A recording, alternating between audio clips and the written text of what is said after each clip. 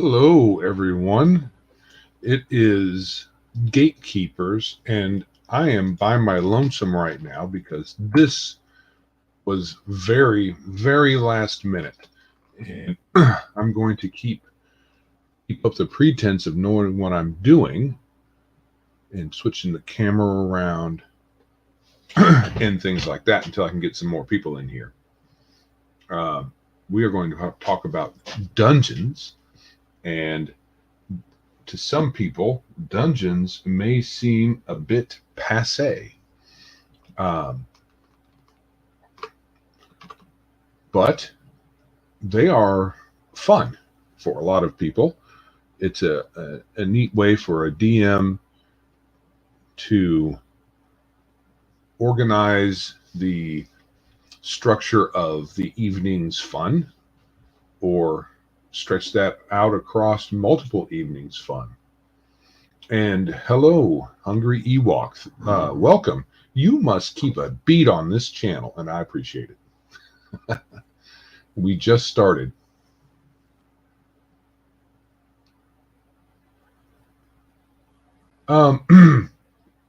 He might have initially thought about filling in because nobody volunteered.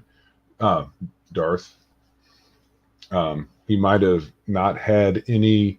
There wasn't anybody who wanted to do it tonight, and then and I was busy up until not long ago, and decided to jump on since nobody else has jumped on, and and just came up with a topic at the spur of the moment. So hopefully he joins over here if he's up to joining.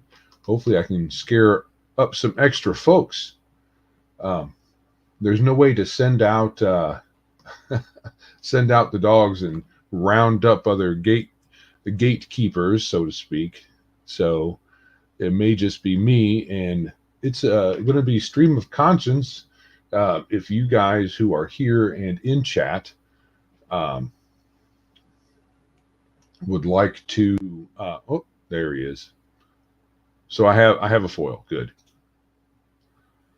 Well, hello. I'm a foil. Oh, I'm the worst type of tinfoil hat you could ever wear. Right, the real thin dollar store version of yes, it doesn't stop alienating. Don't believe the reports out there. The alien waves still get through to your brain. I'm living proof. Well, it's not tin anymore. It's aluminum, so the aluminum doesn't work. Oh. It was the key was the tin. Oh crap! Technology screwed us.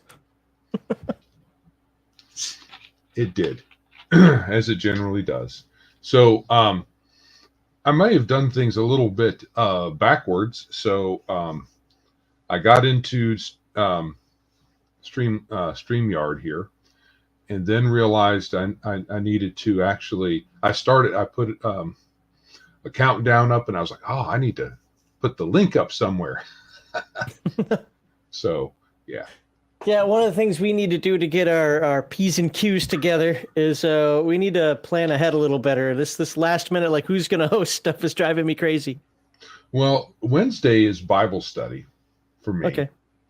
And so I generally don't want to volunteer on that day because I don't know what's happening afterwards specifically. I'm going to put this up because that's who we are. And this is who you are. Oh, wow. I made one for me. Okay, cool. Oh, I like you put your little logo up there. Oh, no, that's part of StreamYard. Never mind. Yeah. I was like, you put the logo on there. That was kind of neat. Yeah. I do like your new logo, by the way. Yeah, thank you. I'm not all that inclined in that direction, and it took I had to take a week nap after finally wrestling that out of my noggin. So right, so what are we talking about tonight? Dungeons and dragons? No, just dungeons. Oh, okay. We're a low level, so dragons are not in our sphere yet, unless we want to die. We're not going to have another argument about define a dungeon, are we? not defining, but good uses for them. Are they, some folks think that they are um, silly, and how do you justify their existence? And one game that Randy and I over at Biggest Geekus play and have played and are falling out of favor with it is 13th Age, and the way it's not the only take they have on dungeons, but it's a creature there's a creature called Living Dungeon, and I'm not sure exactly where it comes from, what its origin is, but essentially the dungeon is alive and reacts and shifts, and is that the thing Han Solo parked in Empire Strikes Back? It's kind of like that, although I don't think if you run out the entrance, the entire dungeon's a mimic. Great, good job. Toothy Maw. Yeah, it's kind of like that. So, and I saw a post today on Twitter. I'm sorry. Yeah, well, this one was useful. It was. I wish I probably won't be able to find it because I can't even remember who posted it. But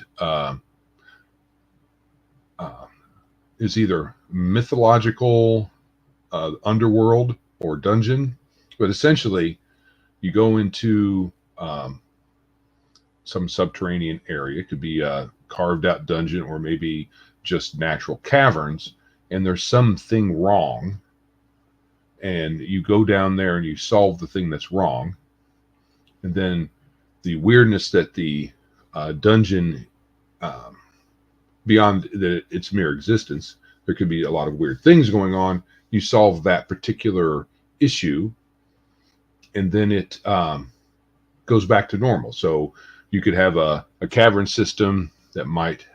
He didn't elaborate on the details. It just seemed like an interesting idea. So perhaps there's something strange and otherworldly.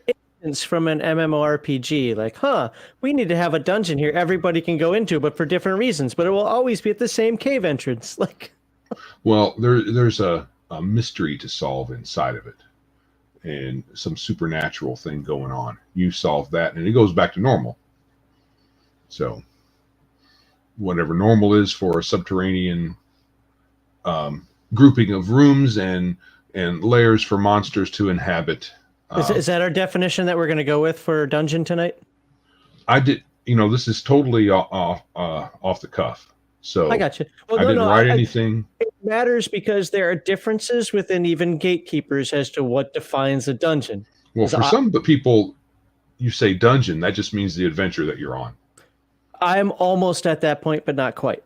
Yeah. For me, a dungeon is anything that pretty much changed, because you remember old school, it changed, from 1 inch, if it was 120 feet to 1 inches or 10 feet, whatever the hell it was. Right. So underground, you had different range categories. Yeah. Right? Anytime it changes to that, for me, for the purposes of Dungeons and Dragons, it's a dungeon. I'll call a sewer a dungeon. I'll call an arena a dungeon. I'll call anything, just because it's easy term to use that we all get and we know what's going on at that point. But yeah, some people don't like that. Some people get a little butthurt over me saying that. Yeah. And these are terms that aren't worth getting butthurt over. I mean, we, especially for those of us who've been in this for a long time, we know that different people treat words differently at their table. Like monster. According to the early version of the game, monster meant everything that wasn't a PC. Yep. Even elves were monsters. Yep. Right. Oh, we've got a new person here. Uh-oh. Welcome, Cigar DM. I even bring a cigar this time. All right. Might be important. If you got a shtick to live up to. See, if GM's Alcove was here, he, the babyface Max thing would fit right into his channel. Right. So yeah, what was I just saying? Elves are monsters too? Huh? Elves are monsters too? No. Everything that's not a PC is a monster. Yeah. In the early game. Yeah. So even the bartender, your character's mother, monster. That may be true. I was about to say that makes sense. I love you, Mom. It's not true. Right. So I guess it was just a a way to delineate PC versus non-PC. So. Yeah. So Yeah, nowadays have what? Creature and construct and monster and undead and animal, and it's like, oh my god, I don't care. It's just, monsters are people too. Was No. NPC versus PC versus your flavor of the week monster choice, it being dragon, fae, undead, construct, so forth and so on. so all I heard him say was PC, NPC, monster, monster, monster. Right. See, to me, I like NPC because Yep. that's people. Mhm. PC, that means people who are player characters, and then everything else are monsters. Yep, I'm with you on that. Yeah. I'm okay with that thought. That makes sense. Because I can, I'm fine with like elves and dwarves and halflings. They're not humans, but they're still people. So in a fantasy environment, folks like that are people, but they're not all human. So I'm fine with that kind of thinking. Not Zombies are people too. Well, former was people. it in the earlier editions? It was breaking. It might not be Dungeons and Dragons, which might get me in trouble here. It was definitely the early editions. You had the goodly folk, then you have the evil. The goodly folk would be humans, elves, gnomes, dwarves, so forth and so on. Had to go out and conquer the evil, it being orcs, goblins, and that ilk.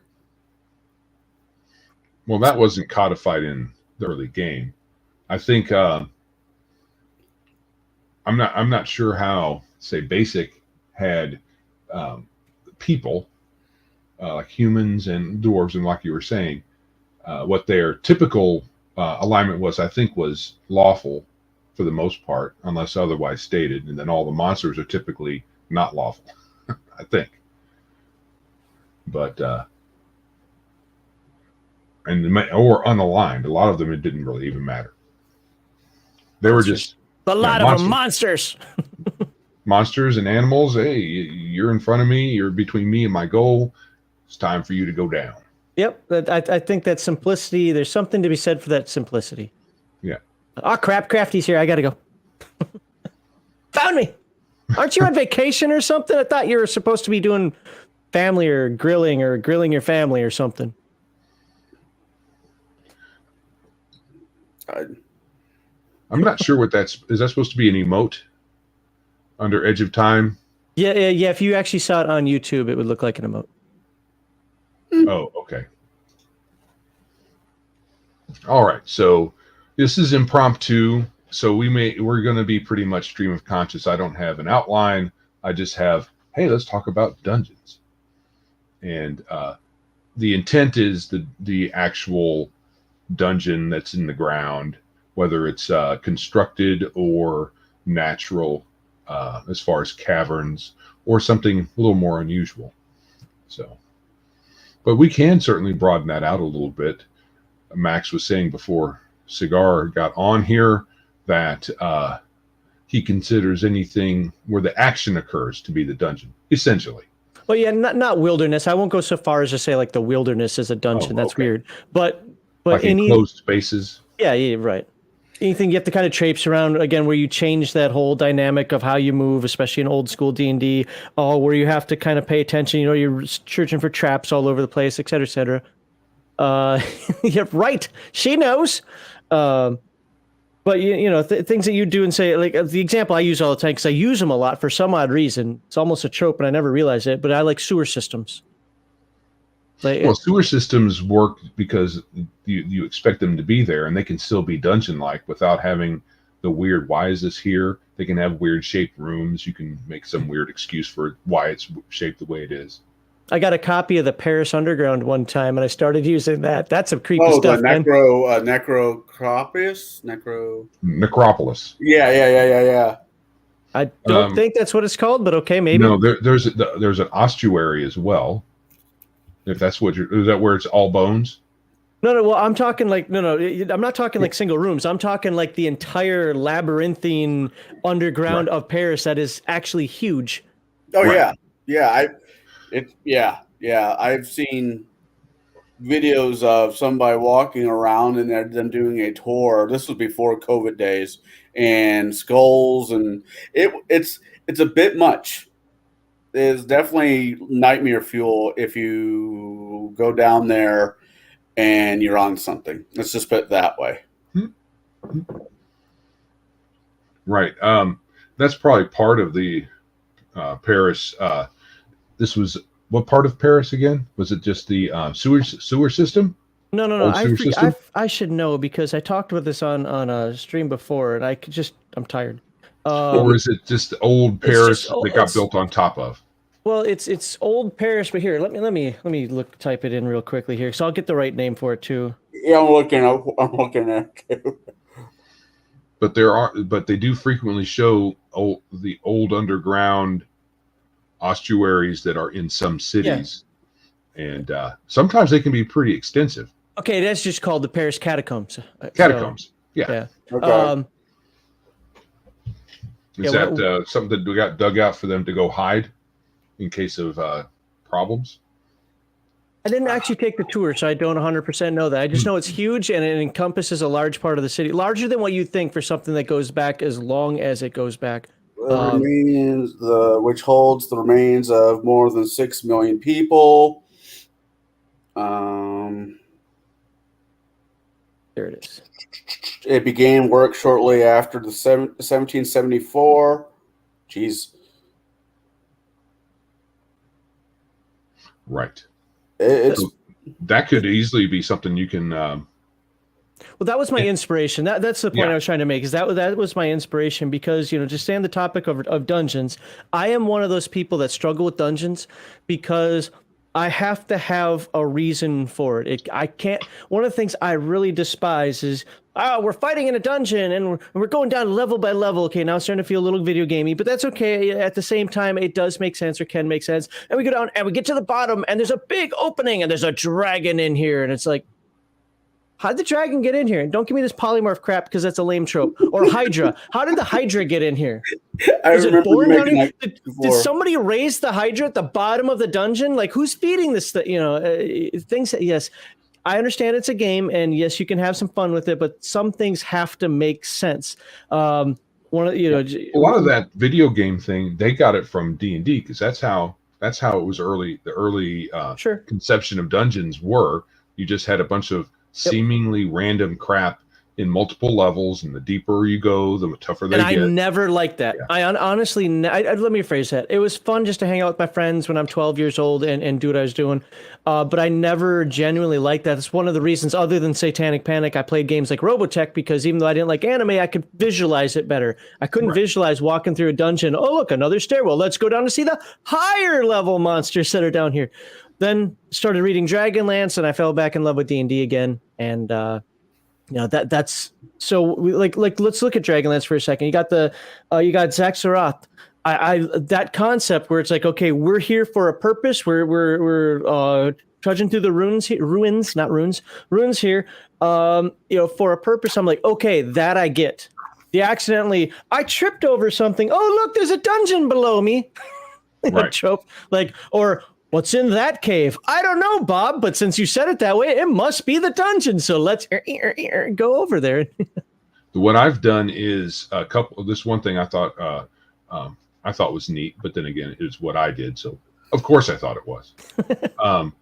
So a sunken temple to a forgotten, weird looking god.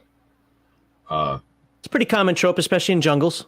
Right. So it's sunken after an earthquake. It was near hills, not jungle, but same thing. And some of the rooms were used for other things, and then some things found their way in and made it their home.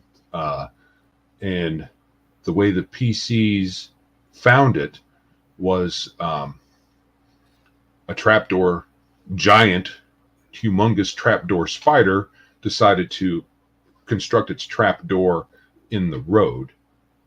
So the pieces are going doo down the road, and all of a sudden they fall into this spider's trapdoor. So they fight the spider, a couple of small baby spiders, and should they live, if they investigate, they will find an entrance to this sunken temple. Even though Rob has bad opinions about demi-humans and how to use them in games, that I would play in his dungeon right there. Just knowing that, I would play in his dungeon. Right. But if you have a theme for why the overall space is there, then the rest of it's fairly easy. So the temple, you have the do main you do temple. modules? You made that dungeon, right? Yeah, I made that. Yeah, see, I'm talking like module dungeons, or you have to apply some rationale of your own, or unless they have it for you. Oh, it can be done. I'm just saying. Well, I guess the best way for me to say it is it's boring and not my preferred style. It's just Going it room feels to room to room. Yes, right. I like to have a purpose. I like to know why I'm there. And if I do trip across something, I want that to lead into like, oh God, are we now? We're now in the next phase of the campaign, because I'll do that with my campaigns. Like, it will change phases from rats in basements to why are the orcs attacking to now there's an undead horde. Over the course of levels and adventures, where that changes phase into a long lost religion, and now maybe that's a hint as to why the undead are coming back, because there's now an evil necromancer god that is being worshipped. You don't necessarily find that out day one of that or session one of that, but it leads into that trope, like, there are older gods than what we knew. What is going on here? Let's investigate this a little more. And I'll use that as a door opening for like the next part of the campaign for, say, your level 6 to 8 or whatever. So in that case, I like it. I think that can be done. But just all right, what are we doing this week? I don't know. What's in the cave? Oh, hold on. Let me draw it out and I'll throw some monsters in there. I don't think I've actually been able to pull off, in my opinion. I've never been able to pull off a dungeon well. If it's a homebrew, I can't. For some reason, there's a disconnect that won't let me. Because when you say dungeon, I'm thinking the part of the building that's underneath the church or the castle or something. The castle is a dungeon too. Like, castle can be treated as a dungeon crawl. I'm not because the dungeon is where prisoners are kept. Right, but that's the old, that definition. What a dungeon was.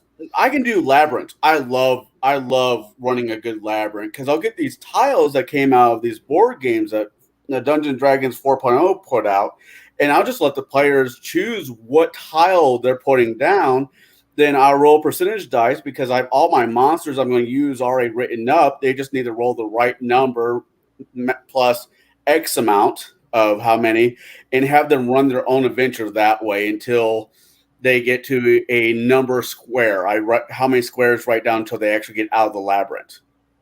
The problem that I have with labyrinth, and not necessarily yours, but just in general, when I hear dungeon master say, "I'm going to run you through a labyrinth," I picture the dungeon master that's trying to be smarter than the players, and he finds all those little IQ books and the traps that can go in there that isn't based on the player, or isn't based on the character, but it's based on the player, and then intentionally designed to get you lost, so you have to backtrack 42 times. I mean, dead ends aren't a problem, but I'm talking like overthinks it. So someone who when you look at say a random dungeon generator online, and there's some of them, like the one that's DONJON, that one, you can tell it to have less dead ends and less hallways to go nowhere kind of thing. But in the old modules, they had a lot of that. And but it wasn't crazy big. Not crazy, but at the same time, if someone's intentionally building one of these things, they're not going to do that very much. That's waste of manpower, unless you say that they had a plan at the end of this hallway and maybe they ran out of money, or the mad mage, or the tunnel collapsed. There's only so many mad mages, I guess. You don't want to use that too much, right? I'll say if there's a dead end, well, it walled off this way because of X, or like I said, there could be a collapse, right? It collapsed because over time, if it's an ancient temple to the Ghostbuster goddess, then it's been there for a while, whatever. But natural things happen. Nature does tend to take over from time to time, especially if it's been buried for a long ass time. I guess what I'm pointing out, and this isn't a knock on you at all. I'm just saying that that's what I think of when the word labyrinth comes up, because I've played with too many dungeon masters who, when they say labyrinth, all of a sudden it means, I've got this thing that I drew out over the course of 7 days as I was bored at work or at school. Oh. It's like a 1/4-inch graph paper. It's like 7 pages long, and good luck getting through it. And everything in here is a puzzle trap, or it's a creature that I thought like for 4 days on how it would best utilize its environment. Now, don't get me wrong. I like the fact that you're thinking that the character should utilize its environment, but it's a gotcha dungeon, I guess, is what I'm thinking of. Anytime when I hear labyrinth, that's what I hear. I don't run my labyrinths that way. I let the players choose, not so much choose the tiles. I put all the tiles in a stack, and I just let them pick the one on top and let them figure out which way that they want to go. So it's organic in the sense that they're the one drawing it out. So you haven't prepared it in advance. Yeah, I'm not going to try to outsmart my players. I'm going to try to outmaneuver them from time to time, but I'm not going to try to outsmart them. That's a waste of my time and theirs. There's that term KISS, keep it simple, stupid. When it comes to that would drive me crazy, though, because I would instantly know that there's no purpose to this dungeon other than wasting 4 to 8 hours of my life, and I'd be angry. Well, there is some, there's always a purpose. If I throw them in the labyrinth, there is something at the end of the labyrinth they need to get, or something that they have to deal with. It's not like I'm just doing this just because I don't want to do any really creative DMing today, but there is a purpose. And you can have a dragon in the bottom of a dungeon if it's undead. Well, yeah, dragons can polymorph. Dragons should shape. I get all that. Polymorph. I'm saying undead. Yeah, Draco liches are a thing. No, I get that. My thing is, like, it's just weird that at the bottom of every dungeon is a dragon or something huge that had no way of getting in there. How did it get fed? Well, it had servants. Why didn't I find its servants? I was just killing goblins and ogres, and maybe those were the servants, and green slimes. Yeah, it's one thing if you're exploring a cavern system and somehow accidentally, by sheer chance, there's some passageway that leads to the lair of a dragon. Oh yeah, and it's an actual dragon's lair where it has egress for the dragon, and there's a reason that it's there, and somehow there's a passage there that maybe it didn't have a guard. A secret door. It's secret way out in case weirdo adventurers did come and were strong enough to hurt it. Well, it depends on how you play your dragon. Most dragons are incredibly intelligent, but also incredibly arrogant. No, they're not going to sneak in here. I'm too well hidden. While I do the arrogance side of it, the arrogance comes from the fact that my dragons are not played stupidly. Just like vampires. How do you kill a vampire if the vampire is intelligent? Especially with as intelligent as a vampire is supposed to be. So there you go. Let's talk about like crypts underneath. You got a crypt. That's a good dungeon. Yeah. That has a reason for being there. Right. And so, what I like to do in things like crypts, now I used to run a lot of necromancers. I had a phase in my life, it still might be in it, where I love playing necromancers. I love dealing with undead, although I hate zombies and vampires. They're overused. Mm-hmm. And I like the idea of the creepy crypt that you're in there and you hear the drips of the water, the moisture going onto the ground, and your boots are somewhat sloshing into it, but it's more of a muck because it's been here forever. Algae's on it, and you're just creeping through, and you can get that stank of death, and you're like, ugh. Where, of course, they come across the we'll call it the slots or the I don't want to go so far as to say I can't think of any word right now. Sarcophagus, sarcophagi, but coffin. Just not even that. Just the bodies kind of thrown in the side or in the shelves, Oh, yeah. So what do you do? And you know what? I'll randomly roll. There'll be like a 10% chance that one of them is actually an animated skeleton, as it was programmed as a guard for the place. Or a zombie, or a ghast. And I really love shadows. Shadows are one of my favorite creatures, undead creatures from back in the day, because of that strength drain. I just absolutely love that strength drain. Fuck off with that noise, man. I cannot tell you how many of my me personally, how many times one of my characters have died because of something stupid involving a shadow. Well, shadow, again, in the old days, they weren't that strong, but they required a magic item to hit. And they had that strength drain. And if your strength was reduced to 0, not if you died, if your strength was reduced to 0, you became a shadow. It was great. So anyway, but you could have those things, and I'd have my shadow stalking them. But let's say at the end of there's something smart, like a vampire. And if I remember correctly, mummies were pretty smart too. You're not going to kill a vampire unless you prepare for it. Mm-hmm. There's no freaking way. It's the simple fact that it can turn into a bat and fly away, or turn into gaseous form and get away. It's not going to let itself get killed. No, it gets, even if it doesn't, if it gets below half their hit points, poof, it's out. Yeah, morale check if you utilize those, or just common sense, right? Yeah. A vampire with an intelligence of 18 or whatever it's supposed to be is not going to fight you to the death, and it's going to plot your demise after the fact. Now, you want to know why the undead horde was raised? Because you dumbasses traipsed into catacombs. I cannot talk. Into the catacombs area. You killed its undead minions. You defiled its place, and you took a sword that it liked. And now it's decided that it doesn't know exactly where you exist, but it kind of knew where you came from. So it's hunting down the villages that you used to be in. Right. Right. And you never know what kind of servitors that might have. Right. Resources that it has. I mean, if it was just saying, I want to hide out here and just slumber for a while because I'm tired of the world. And then someday I'll wake up. He was forced there because they would, the Pharaoh wasn't allowed to have his temple because he was a jerk. We removed his name from everything. So he's over here now. We buried him just with the masses. Right. Right. So yeah, there's a good reason for the vampire to be there, and a good reason for the PCs to be there because they stumble upon it, and they might have some ability to combat the vampire. But you're right. If you're not planning on destroying a vampire right now, mm-hmm. if you happen upon one, you're probably not going to. You're probably going to be building new characters, realistically. Yeah. No, having something at the end, or people are gone missing. Would you go please find people? And they lead you to a tomb of not even an ancient vampire, but a fairly new vampire made vampire. That's still going to give the parties problems.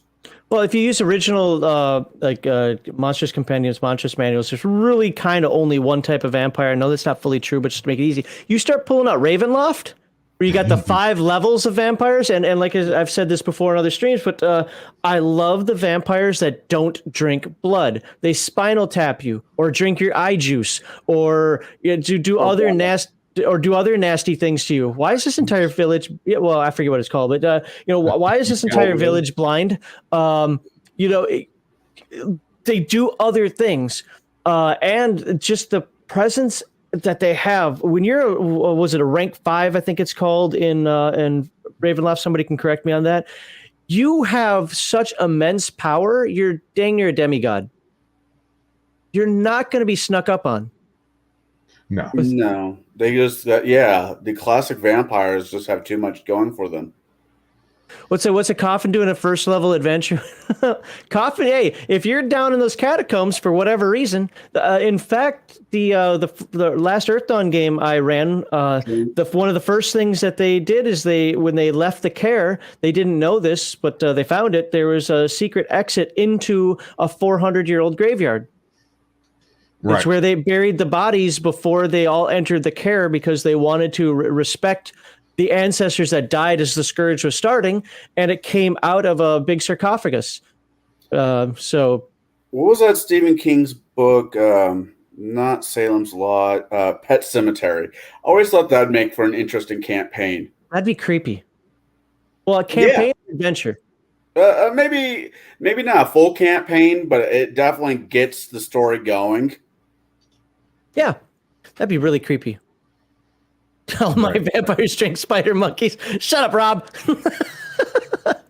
By the way, we want to get Rob to 1,000 subscribers. So if you're not subscribed to Rob of R.G.G. go ahead and you should subscribe to him. Yes. Even if he does have a thing with spider monkeys. I think he's got a fetish. You see, when I run my next TMNT game, he's going to play a spider monkey. I know this. Man, I want to play a weasel. No, you're gonna roll. You're gonna be really peeved off when I rolled a weasel. Yeah, then I'll just say fine. No, I I was mean, just checking if I was subscribed. I thought I was, and I am. um, Yes, and thank you. And biggest Who's geekest. that? Who's that? A friend. Oh, you're the geekish side? Everybody go subscribe to Randy. Right. So yeah, subscribe to biggest geekest. all the keys. Okay. Hey, Cigar DM, do you have your thing going yet? I'm having technical issues mainly because I'm an idiot when it comes to technology, but there will be something up here soon. There's actually a comment. What? Go for it. Go ahead. No, you go ahead. There's a comment from Indigo Dragon using Stephen King's Dark Tower to bring all King's novels into campaigns. That could be really fun, but you have to get the right kind of party and have to know Stephen King's work really well, I think, to be able to pull that off. I don't think a lot of people can run games. So many people think they can run investigative games that actually don't run investigative games well at all, or horror. And I'll tell you right now, I'm one of them. If you hear that I'm running a Call of Cthulhu campaign, bring your comedy character, because that is not my forte. I cannot do it. It cannot give it the justice it deserves. If I'm playing a D&D type game, I really hate sleuthing. It once again depends on the party. I mean, I ran a Dresden Files camp-style campaign, and the people I was running with it, I actually had a cop. He was that was his profession, and he absolutely loved it. The party loved it, and I stayed fairly true to the books. I mean, I changed out Dresden wasn't the big bad hero; it was the party that was the big bad heroes.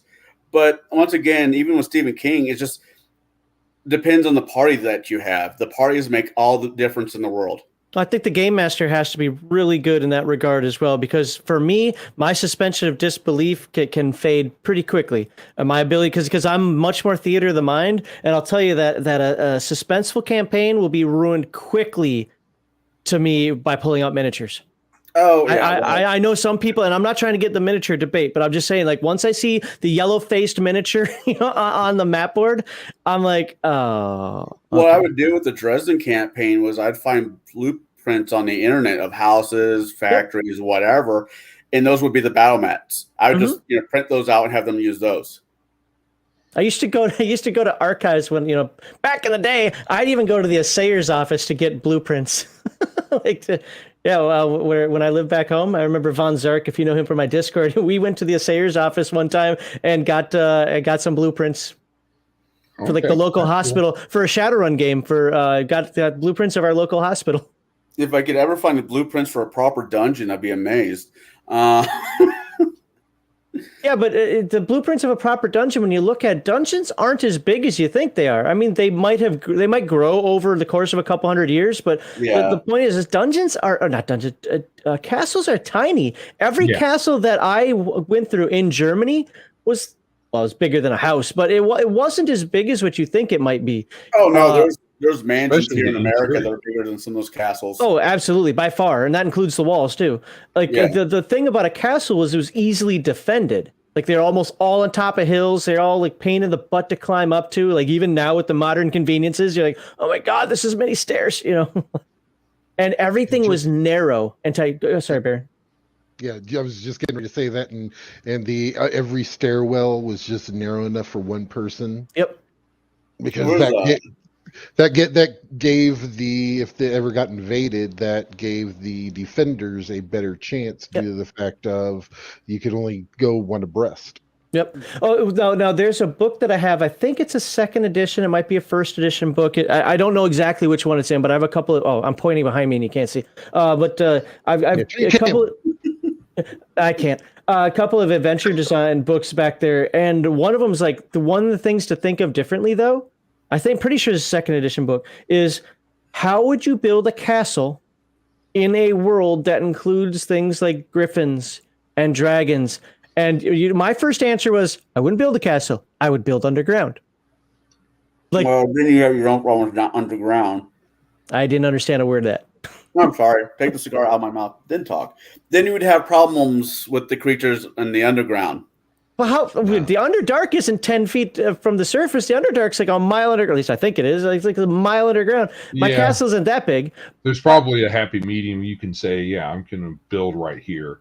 You could do that in the side of a mountain or hill or something like that too. Yeah. Because I've had these thoughts too, and you go in circles. You're like, okay, we're going to build a castle.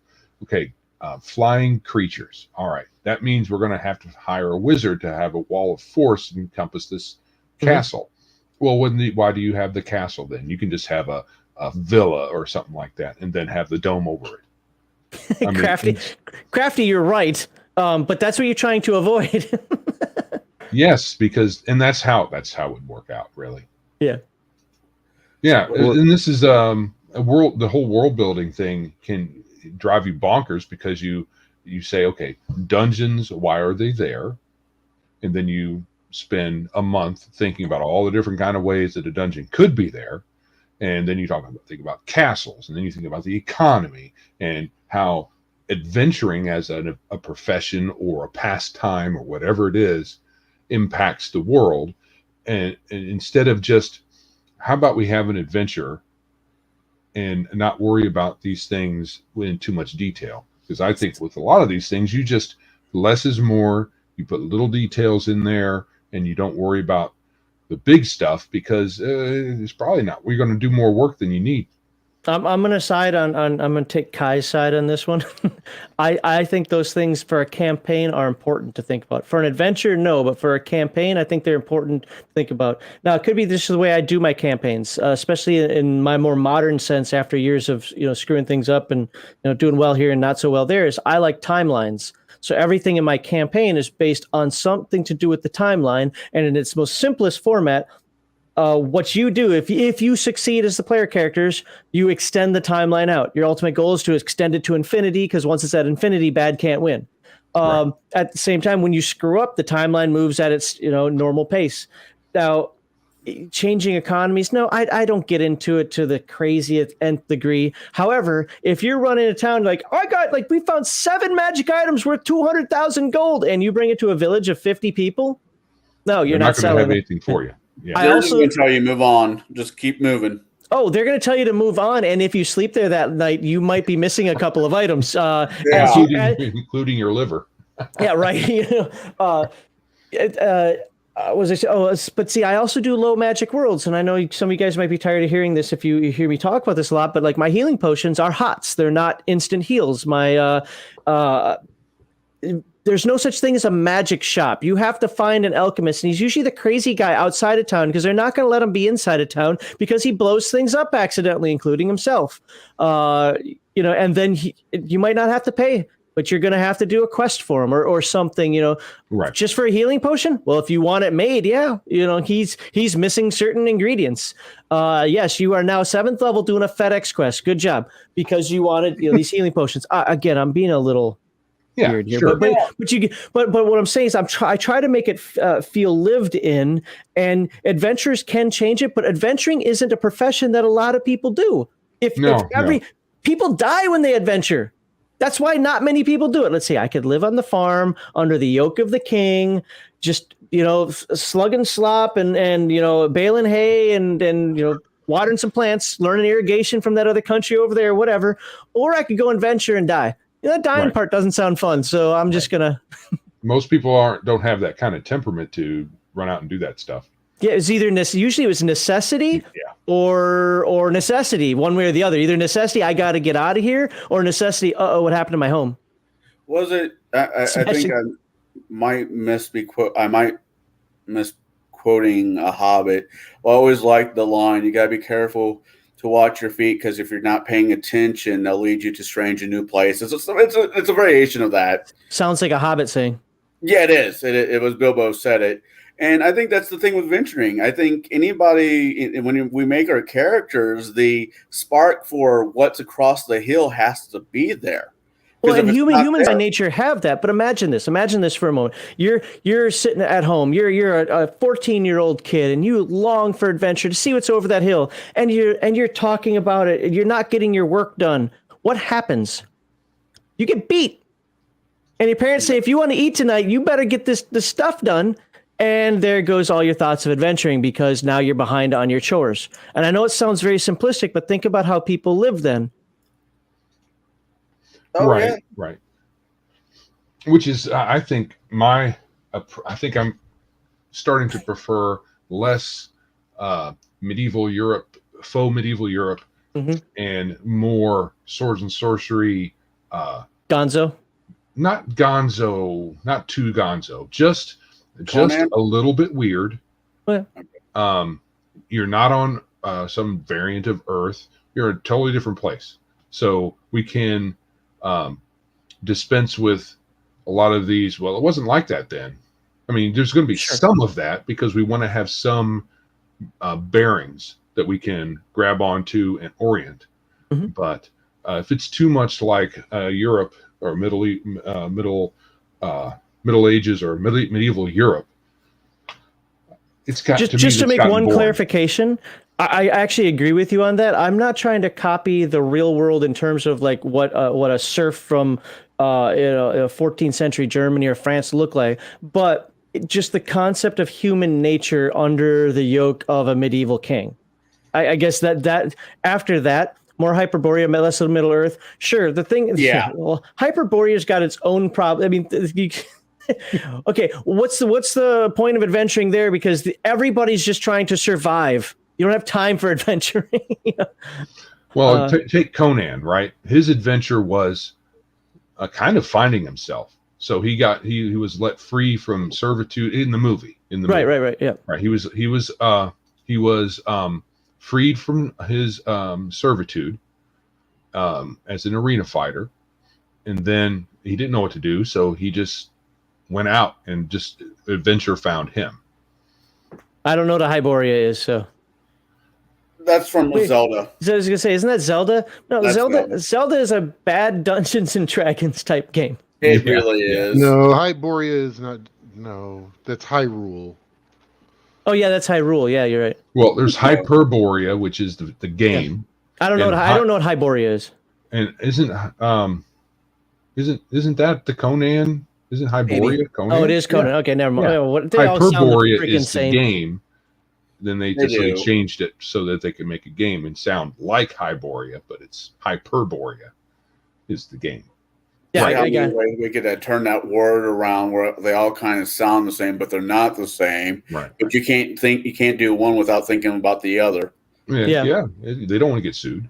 So the thing that I would say with that then is just in my mind, again, it's the way my brain works, and I have to have some of this is like, okay, so how do you explain gnomes, elves, dwarves? I'm not asking everybody to get into a description here, but right. Like how do you explain that stuff? So yeah, even if you're playing on quote unquote medieval Earth, which would be silly to have elves and gnomes and dwarves, oh my, on there, but how do they incorporate it? This is why I don't like homogenized Neapolitan cities. Right. Gnomes live over there. Dwarves live down there. Elves live up here. Again, Forbidden Lands does it so well. The dwarves live below, and they are quote unquote constructing the earth. The elves live above, and they are nurturing the earth. To put it in a very simplistic manner of that, I like the way that that symbiotic relationship, even though they can't stand each other, works out. Right. I like, and this is where you have a couple of details, but you don't work out the exact trajectory of this is the origin of the gnome from the time that whatever god, the Great Gem, decided to initiate the gnomes into the world. You might just have a bunch of rumors. You might have some legends, and then.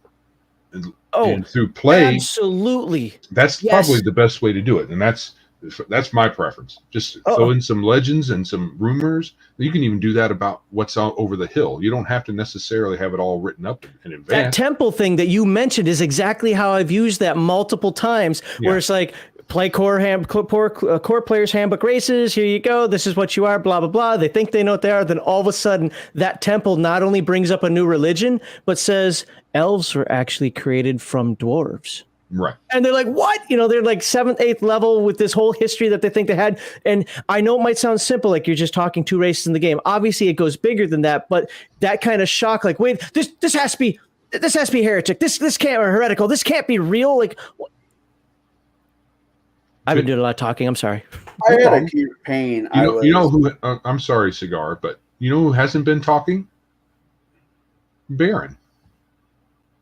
Welcome. We didn't officially welcome you here. Thank you. You're welcome and welcome. I'm kind of doing this as like a test for tomorrow, because they actually put me in a room with a actual Ethernet port, and I'm getting faster speeds than I was last week. So we're checking it out For table breakers? Yep. Good deal. Why doesn't Bruce host very much? Does he have technical difficulties? No, we Simo. Oh, yeah, they both host. Oh, they do. We both they do. Well, Bruce hosts the actual this, and then I just restream it through to my channel. Oh, okay. And they just let me show up. I mean, realistically, that's kind of what it is. We gave him a cigar, tell him to sit there and look pretty. What are you smoking tonight? Pretty. I am smoking that's not what I'm smoking. I am a baloney pony. Oh, I don't know if you can actually see it, but it is Revenant? Yeah. Gurkha Revenant. Gurkha is the brand? Oh, Yeah. Yeah, I don't know cigars, so it's all Greek to me. Well, if we can ever meet in person, I'll have to fix that for you because cigars are amazing. No, thank you. You're not the only person that's ever said that to me. Yeah, So I get it. It's like beer. Somebody tried to get me to smoke a cigar, and I was like, oh, this isn't for me. Same thing with cigarettes. Same thing with beer. Same thing with wine, coffee, and tea. All of it's junk. It is Dominican. Wait. Dominican. You said okay. coffee? You besmirched coffee? Yes. Coffee is nasty. he's not American. We just proved it. Have I ever smoked a Cuban cigar? Yes, once. I did not enjoy it. I like Nicaraguan cigars. They are Nicaraguan, Ecuadorian, Dominican. They are really the best cigars out there. I'm a Gurkha snob. I prefer Gurkha over most cigars, but that's just that's a preference for me. So when you're George Paparding in your dungeon, how many creatures does that alert? What, my cigar? Oh, boy. That's a good question. No, but you guys know George Papard, right, from A-Team? When a good plan comes together. When a comes together. Yeah, exactly. So when you're George Paparding in your dungeon, how many creatures does that alert? I don't know. I can't answer. Well, they have to have a sense of smell. That would be you'd be able to smell it. That would be the main thing. Hold on, one question: did BA just wake up from an airplane ride? No, Murdoch and him are still fighting at the tunnel entrance. Oh, well, that'll alert people right there.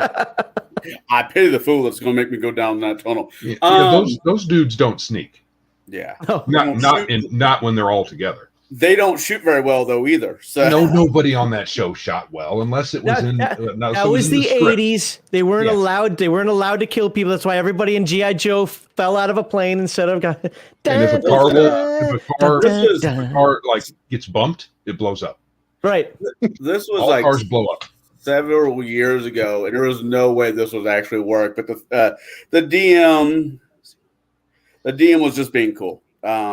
The DM was just actually being cool. Most of my characters, if the DM says there's tobacco in the world, you see somebody smoking a pipe. My next question is, are there cigars? He's like, if there's tobacco, why not? I'm like, cool. My character, smokes a cigar. Anyways, we're fighting not shadow, invisible stalkers or something like that. And I'm like, I start because cigars, produce a lot of smoke. And I said jokingly, my character just starts blowing cigar smoke in every direction to see if it will scope around the invisible stalkers. Then the DM's like, sure, why not? And that's how we killed him. So cigar saved the day. That would be one of those times, once again, that I would say you can do that one time because that's a really cool idea. But no, normally that shouldn't work like that. But I'm going to let it happen because that's neat. Just don't try it again. Well, our newest person in the Table Breakers, his favorite thing is to carry around flour Because if we're fighting something he can't see, he'll just throw a flower. I had groups do that. Yeah. Glitter ball. Right. So to the coffee point, it's a wonderful smell. The aroma that the coffee has is awesome, but it's bitter to taste. So. See, that's why I like pipes. I love actually hanging around pipe smokers. I smoke pipes when I'm at my events just to make people around me happy because they don't smell the same as cigars, but I get it.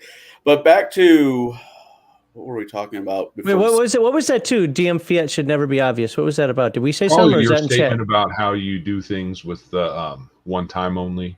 Probably. No. I say that so that the players don't get into this crutch. They think that they found a new trick to always supersede, how a creature can work in the game. So what I do is I give them experience points for that. Like, that's pretty awesome, but I can't have you running around like he's saying with a cigar in your mouth all the time just to find every invisible creature that ever existed. That kind of defeats the purpose of that kind of defeats the purpose of invisibility. But I like your ingenuity. I like your imagination. So we're going to let it work now. Back to the gnomes. This is where my brain originally went. Back with the gnomes. I've always made, and I'm a bastard for this, and I realize this, but every time I did a homebrew campaign, and this was because of Russ, person I used to game with, he wanted to play a Warforged. I'm like, I cannot explain why Warforges are in my campaign. Magic. I mean, it's a dumb excuse. No, I can't explain it. And I'm sitting there thinking about it, and I'm talking to one of the other guys. I'm like, well, I've always made gnomes a slave race. I hate all you people. All you gnome haters. Gnomes will rise again. Right, whatever. Not very high. Not very high, no. We will stand on each other's shoulders, and we shall... Gnomes have always been a slave race, and how I dialed it down was gnomes were a slave race, but they've also been known to be very inventive. They build and are able to make things.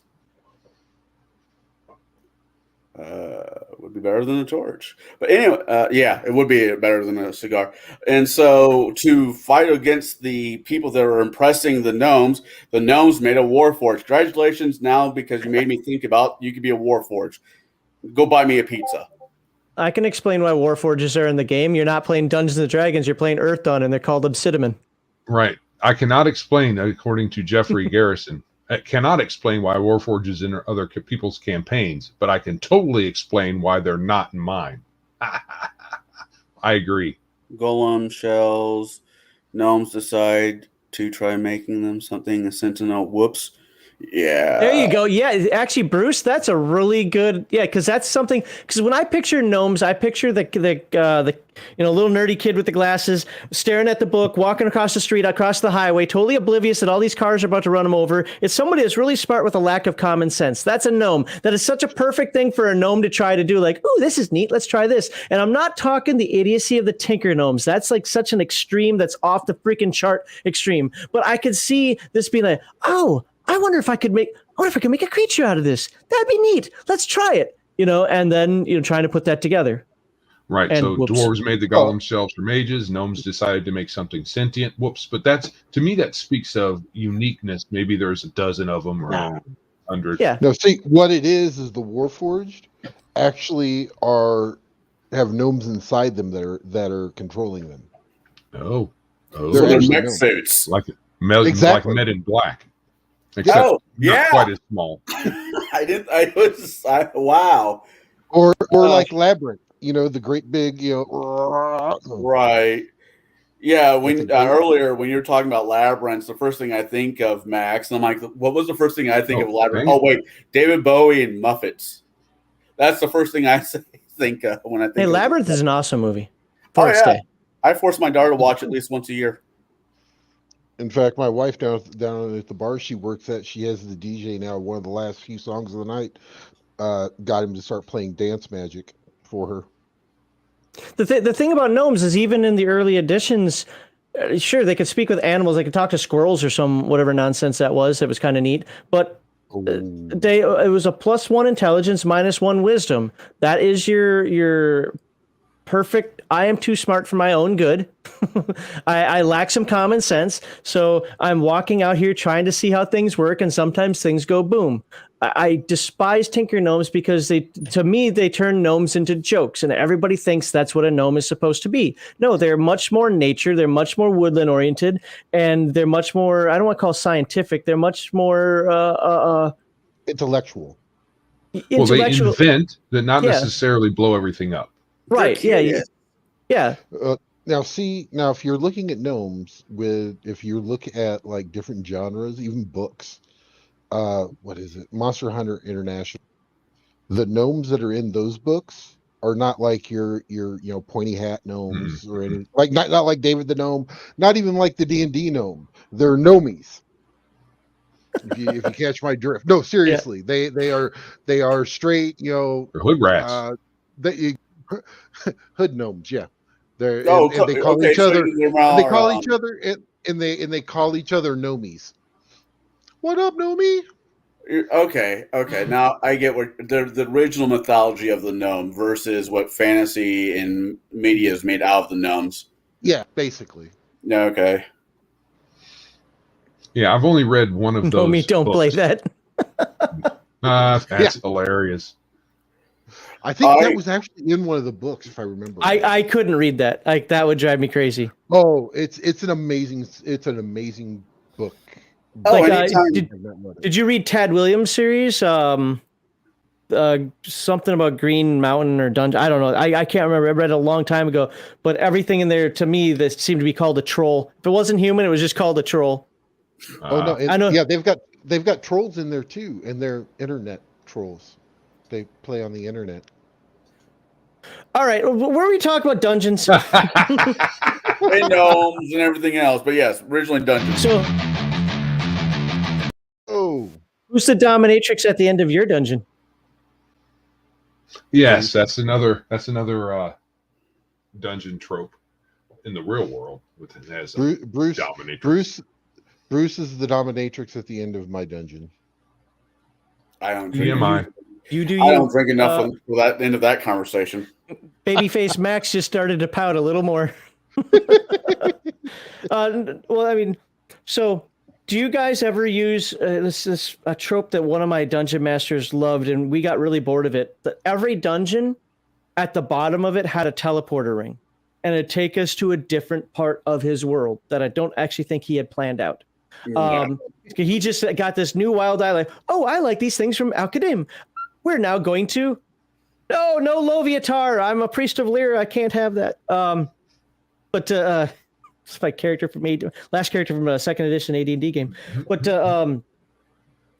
so what he'd do is he'd teleport us to a new part of the world. The interesting thing, the good part of it was we got to explore something new. The bad part of it was it really felt that's how he put his dungeons together. Or I'm sorry, his campaigns together. All of a sudden, we got to the bottom of it. Teleport to a new part of the world. One time, he put us on the moon. That wasn't fun. It got too weird. Like again, that's when things get too weird for me. I like things to make sense. And we even talked to him after the fact. We're like, what you could have done with all of this? You could have had all of these teleporters, like actually be given to a kingdom. And you could have started mass wars with this, or you could have had a war over these teleporters instead of just randomly at the dungeon. And us as player characters, we couldn't talk about it because you couldn't get back to the dungeon that we came from because we didn't know where it was. Right. And I don't know. I just thought that was a weird trope. There's just some things that people do at dungeons. It might work for some people, and if that's how you like to play, go for it. Play it that way. I have to have a little more meaning, a little more world building, and a little more. I feel part of the world, not playing sliders. Oh God, there's a reference. Wow. See, now with me, one thing that I have pulled, there is another book series that I read called NPCs. And one of the quote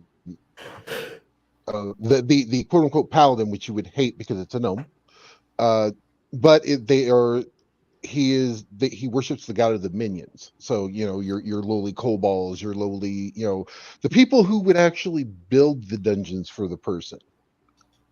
And one thing that was very interesting is how they would get around. People are like, well, how the heck do people get around in this?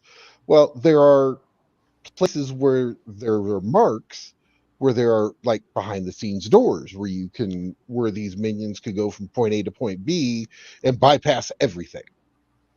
So, and that's something that I've actually started to adopt in my game a little bit, because if you think about it, if you're going from point A to point B, especially like, if you've got two different sets of murder holes, you're not going to necessarily have enough, kobolds to shoot out of the murder holes. You move them from one to the other, and they move back behind the scenes.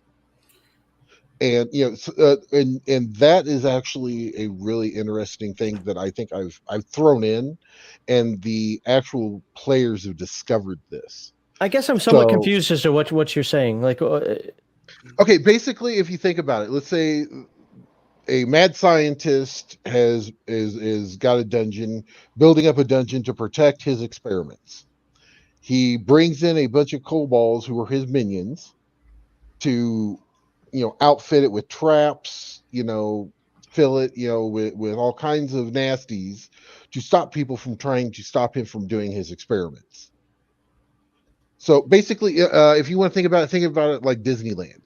Disneyland, they have a full underground tunnel system for the employees to move from different areas of the park. That is kind of what I'm talking about, is that's what these dungeons would have, but you would not know about them unless you were keyed in on, because the sign that they use is the, symbol for the god of minions, the ones that they feel that they protect. He protects the minions, and it's who they, oh, we love you, type thing. And if you're not looking for it, you're not going to find it. So and it goes on. And that's what we call a secret passage. Well, but it's all behind the scenes, and the players know nothing about it. But again, that's called secret passage, and any thief could eventually find it, or an elf walking by. Well, was it a dwarf? Well, that might be in later editions. Elf 1 in 6 chance. Yeah. So like for instance, at the who cleans out the bottom of the pit traps? They have a door down there they can open up, clean out the pit traps where they don't have to worry about dying. I get it. I mean, yeah. But I mean, it's one of those things you're talking about world building. This is something that you can do for the world building. Well, I believe in tactics, absolutely, and I think monsters should use tactics. That's one of the things that I really despise about a lot of games, is that like the monsters attack blindly. Like, why aren't you using its strengths? Like 10 orcs and 5 player characters. If those orcs are built correctly, old school, you got a shaman in there somewhere. And I don't mean built correctly, like you have to plan it out. I'm just saying, like, a party of orcs, that's more than enough for a couple of low-level character, or, a group of low-level characters. Orcs are stronger. They might not have as many hit points and the best, to hit or THAC0, of every creature out there, but they're going to do some damage. They're probably going to take down 1 or 2. And sure, would the orcs attack the person wearing the dress first? Well, don't wear a dress, but who knows? The thing is like they're not going to just I'm 1 orc and wait, to jump in to get slaughtered, and then orc number 2. And I see that so much. So what you're describing to me is kobolds using tactics, and I like that. I think they should, and they're devious and they build stuff. I mean, goblins and kobolds, I don't like seeing them everywhere because I don't believe that they should be working with humanity. But, on the off chance that maybe that wizard, like you said, kind of bribed him with something or convinced the kobolds not to eat him. I could see something like that happening. And I wish more people would do that. Have the kobolds get away. Lead you into traps. I'm going to go chase him down the hallway. Oh, please, thank you. Oh, my God, you're my favorite player character now. You're going to be making a new character, but thank you for doing this for me. I know it depends on when I'm running, and it's the end of the dungeon. Depends on what part of the night it is. If it is like the very end of the night and they just, conquer the lich that's down there or whatever, I will say, cut. This is where we're going to cut. We'll pick up next week. If it's the very beginning of the next one, they slew the evildoer, I'll either do one of two things. Either a time skip, you guys kill it, Okay, what you guys do is you're searching around. Awesome. We're going to do a minor time fast forward. You guys are outside the dungeon just to keep the storyline going because people can dick around in a dungeon far too long if you have more of a story to tell for that day. Let them dick around and get stuck in there. Yeah, we killed the Lich Lord and then got killed by goblins. Good job. Yeah, why not?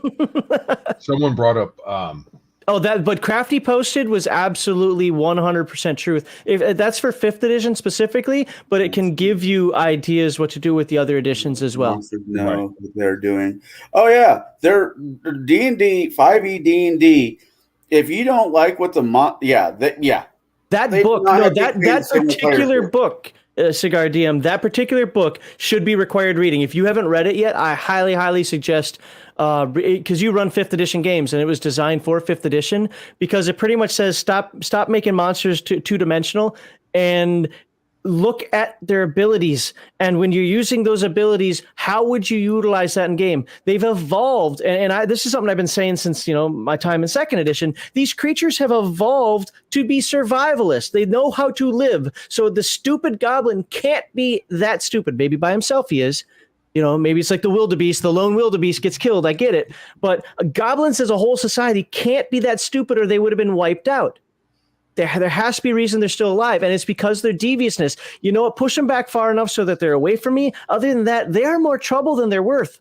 They could breed like rabbits. And they could breed like rabbits as well. But that's what that book talks about, and it goes into everything from undead, like pretty much all the main creatures. Really good book. Definitely have to look into it. I've been looking for something. I mean, is it like a module? Not module, like a manual? It's just a book that somebody wrote.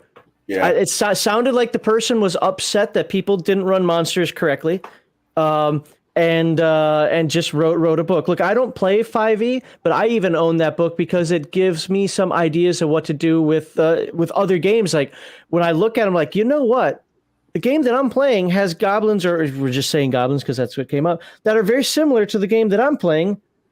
Oh, okay, let me spend a little bit more time on this creature. Instead of just throwing it out there and say it's a goblin with a half a hit die, let me look, what are their abilities? What can they do? Like, oh, well, they come in packs, first of all. That's a good thing. So there should just be 5 of them. There should be 50 of them. Secondly, they're really good with traps and they're kind of devious and they're going to lure people in and they're okay, I can utilize that. And the farther you step forward, the more danger you feel you're in. It's like, might not even see them. No, that sounds amazing. No, Jeffrey, you're wrong. Sorry, you're wrong. This one? Yes, you need ecological reasons for them to be there. Otherwise, the game feels stupid. Like, I am one of those people that, like, you don't have to give me a background of it. You don't have to tell me why a cockatrice is out here, but there does need to be a reason for it. You don't just throw a cockatrice in a dungeon and say, because I wanted it there. I don't like that. I know a lot of the monsters that are in them, or maybe not most, but a lot of them can just be the result of magic gone awry, especially like a cockatrice or. This is again where I'm with Kai. I think that's a bad trope. What? The magic is the answer for everything. I think is a lame trope. No, not everything, but some of the monsters are very weird, and or you just don't use all the monsters that are in the monster manual. Oh, sure, right. Yeah. So if you're going to have a lot of different monsters, I mean, and ecology cannot support that. So I agree, and I don't use every monster in the book. Right, I do things that make sense. So you grab a few and you have themes, and that's fine. And then you don't have to worry about the magic on the right part. I like themes. I really do. If there's a dungeon, they're going to run into dungeon-ish creatures. If they're in the forest, they're going to run into that lot, and so forth and so on. I mean, you're in the forest and you just happen to run across a white dragon. Why the fuck is a white dragon in the forest? That makes no damn sense to me. If there's silly magic, this is to Jeffrey Garrison. If there's silly, and this is just my game.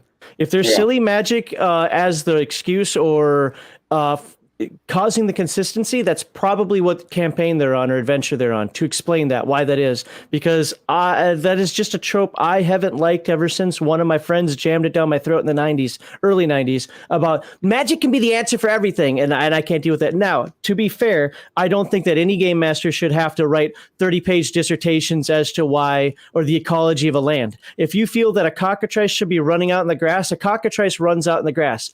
Caveat being, if you're playing second edition, it talks about where cockatrice exist and kind of why, the homes and so forth. In fact, we did a video on cockatrice. It's an older one, but you can find it on Legion Myth channel. And as long as it kind of what's that? Cockatrice? It sounds dirty. Yeah. I'm trying to fucking remember. It is dirty if you get attacked by one. It just has to make sense. That's the main thing for me. If the players meet a white dragon in the forest, there's probably something weird. So yeah, that would be an example of DM giving players a curveball. If there's a white dragon in the forest, there is a problem. And yes, I've used magic to summon characters. Like, boop, what the hell? I had a wild hair at my ass one time, and if you read the summon, the summoning spell, it says, one hit die character, whatever, or 3 hit die characters, depending on the level of summoning spell. It says you could get an adventurer, you could get a fighter of that level. I had the party one time summoned just as a side adventure. Bloop. You find yourself, you were wherever you were, you find yourself in an open field and somebody saying, "Go get him, Ray." And they're like, "What the hell? You've just been summoned." Do, Ray? Like, you've just been summoned. Was it Jade, our buddy of mine, and Garrett's buddy? He uses natural. What was it spelled? Summon natural ally. Summon nature's ally. You're right, but the way he runs it, it's a little bit different. It doesn't poof. It just magically appears from wherever the hell it came from. It comes out of nature. Like if you're in the forest, a deer or a wolf, whatever will show up. If you're in a swamp, snakes, crocodiles, and so whatever will show up. That's the exact reason I don't like Gonzo games. Like I just don't, because of the humor silly. I don't want it humor silly. That's not the game I want to be in. No. I like there being a little quirkiness. Doesn't have to be Gonzo or silly, but a little quirkiness, a little oddness. Well, Magic should bring that anyway. Yeah. Well, the way that he runs it is an easier way to explain it. Is that if you're using that spell, it will summon something from that biome that you're in. Absolutely, yes. Yeah, I think it's not like, I'm in a desert and I summon a bear. No, you'll summon like a giant scorpion or something like that. I run gritty games, and what I mean by that is I will describe to you how entrails are laying out so you understand that what you're about to fight is badass. I run games that tend to be a little bit darker because I like to use undead, and I don't treat them as comical undead. If something's going on, it's not a medieval copy world, but it is definitely a medieval world in the fact of life sucks. One of the reasons what's that? It's informed. It's a medieval informed. Yeah, exactly. Yep. And then on top of that, wizards don't run around with flashy, pointy, dumb hats with stars and moons on them because that's stupid. Yeah, no. Most of my wizards dress up like they're travelers. I've never got into the whole shawl and hat bullshit. Now I do like Dragonlance. I do like Dragonlance robes. But at the same time, I don't. The only thing I don't do is like wizards. Obviously, don't wear armor. But other than that, I don't care. But everybody likes different types of games. Like so many people I know love Gonzo games, and they'll talk for hours and hours and hours. And I'll tell you, like they'll talk for hours, and I'll say like 5 words on like this stream. Sorry, where they'll talk for so long because they love it, and I'm sitting there going, almost everything you said is not enjoyable for me. It's too much comedy. I'm fine with a Gonzo as a one shot or a diversion, a palate cleanser, something like that.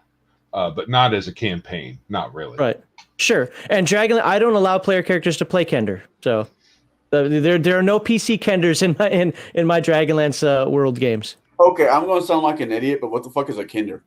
They took out halflings out of Dragonlance and they put in Kender. And Kender are quote unquote honest thieves. Basically, they're so curious and so they can't feel fear and they accidentally steal everything that they pick up. Like, oh, I didn't know I had that. Yeah, they're dumb. They're great for a story. They're great for a novel when you're trying to entice, junior high kids to read the novel. But no, player characters should not be Kender. All right, sorry, I've never heard that term before. So Kender, the Jar Jar Binks of D&D.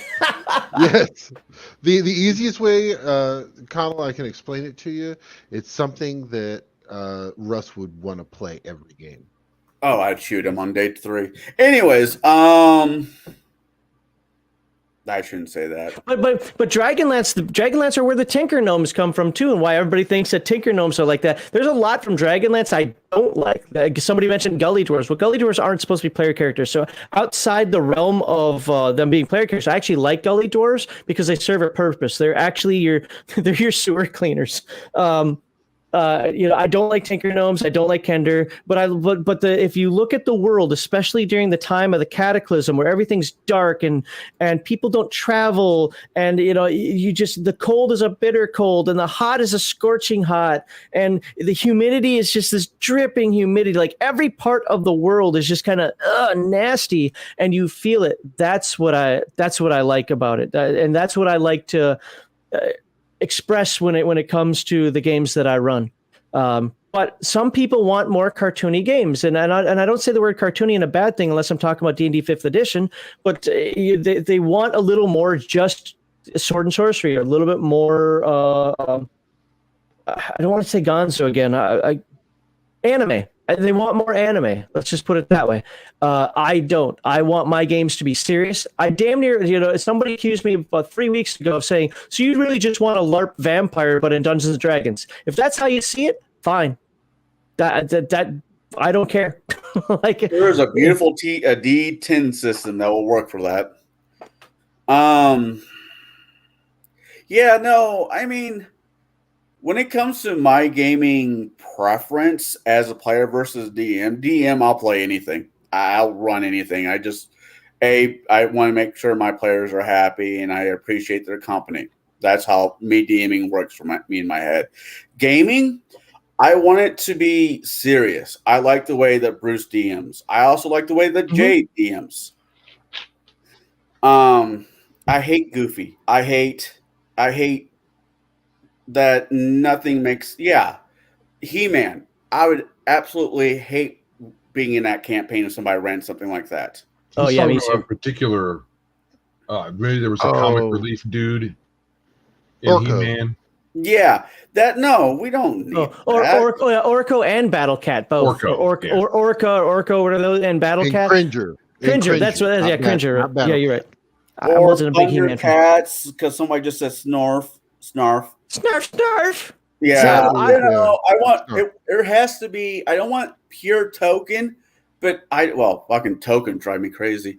But there has to be a level of, oh God, my character could die if I keep fucking about. Right.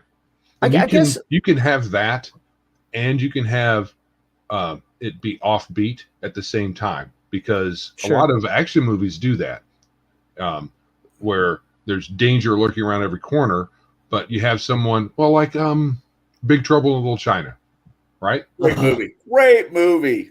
Great movie, horrible game. I'd never want to be in that for a game. It's a little gonzo, but you had Jack Burton, who was in over his head, but he was joking, and it was the humor he was using was a way to offset. I kill PCs like that. Like when the PC gets so damn cocky, he thinks he can just stand in the middle of a fight and I guess we gotta take him, guys. Okay, I guess you're my target. I want military style tactics. Okay, I'm exaggerating, but yeah. I want Judge Dredd 2012. If I'm playing a modern campaign, I'd be happy with that. Okay, so Judge Dredd 2012. Oh, okay. So 1996 was Sylvester Stallone, which was okay, but I never saw. I don't think I saw Keith the Urban, 2012 Keith Urban's a country where he singer. went into a high rise. Yeah, that was a 2012 one. I kind of like. I don't remember much about it because I'm not a comic book fan, so Judge Dredd doesn't do anything for me. But I generically remember I liked that movie. That's a dungeon. Yeah. I really felt cyberpunky to me. So going down, you went up. No, there has to be some kind of risk. I mean, there has to be some kind of risk, or I won't get into it. I can't get into it. But even outside of risk, there's got to be don't you think that there has to be a meaningful feel to it? Or are you okay with just whatever we're doing this week, whatever monster of the week it happens to be, it is? Like, no, there has to be meaning behind it, but some sort of continuity. I'm going to say not always. But saving the princess from the evil wizard of Toucan, for the 5th time because she keeps getting herself lost in town square, I don't care. That's her problem. Right. To me, you can have diversion games where there might not be a big meaning behind it. And you just want to play. Maybe you haven't played in a long time. You're talking like one-shots and so forth. Yeah. So I'm talking campaigns. I'm sorry. So for a campaign, you want there to be a theme. You want there to be a purpose. Even if you don't know it at first, you might discover it along the way. That's fine too. Yeah. Shauner is talking in code, and I don't know what the hell he's trying to say. DSL.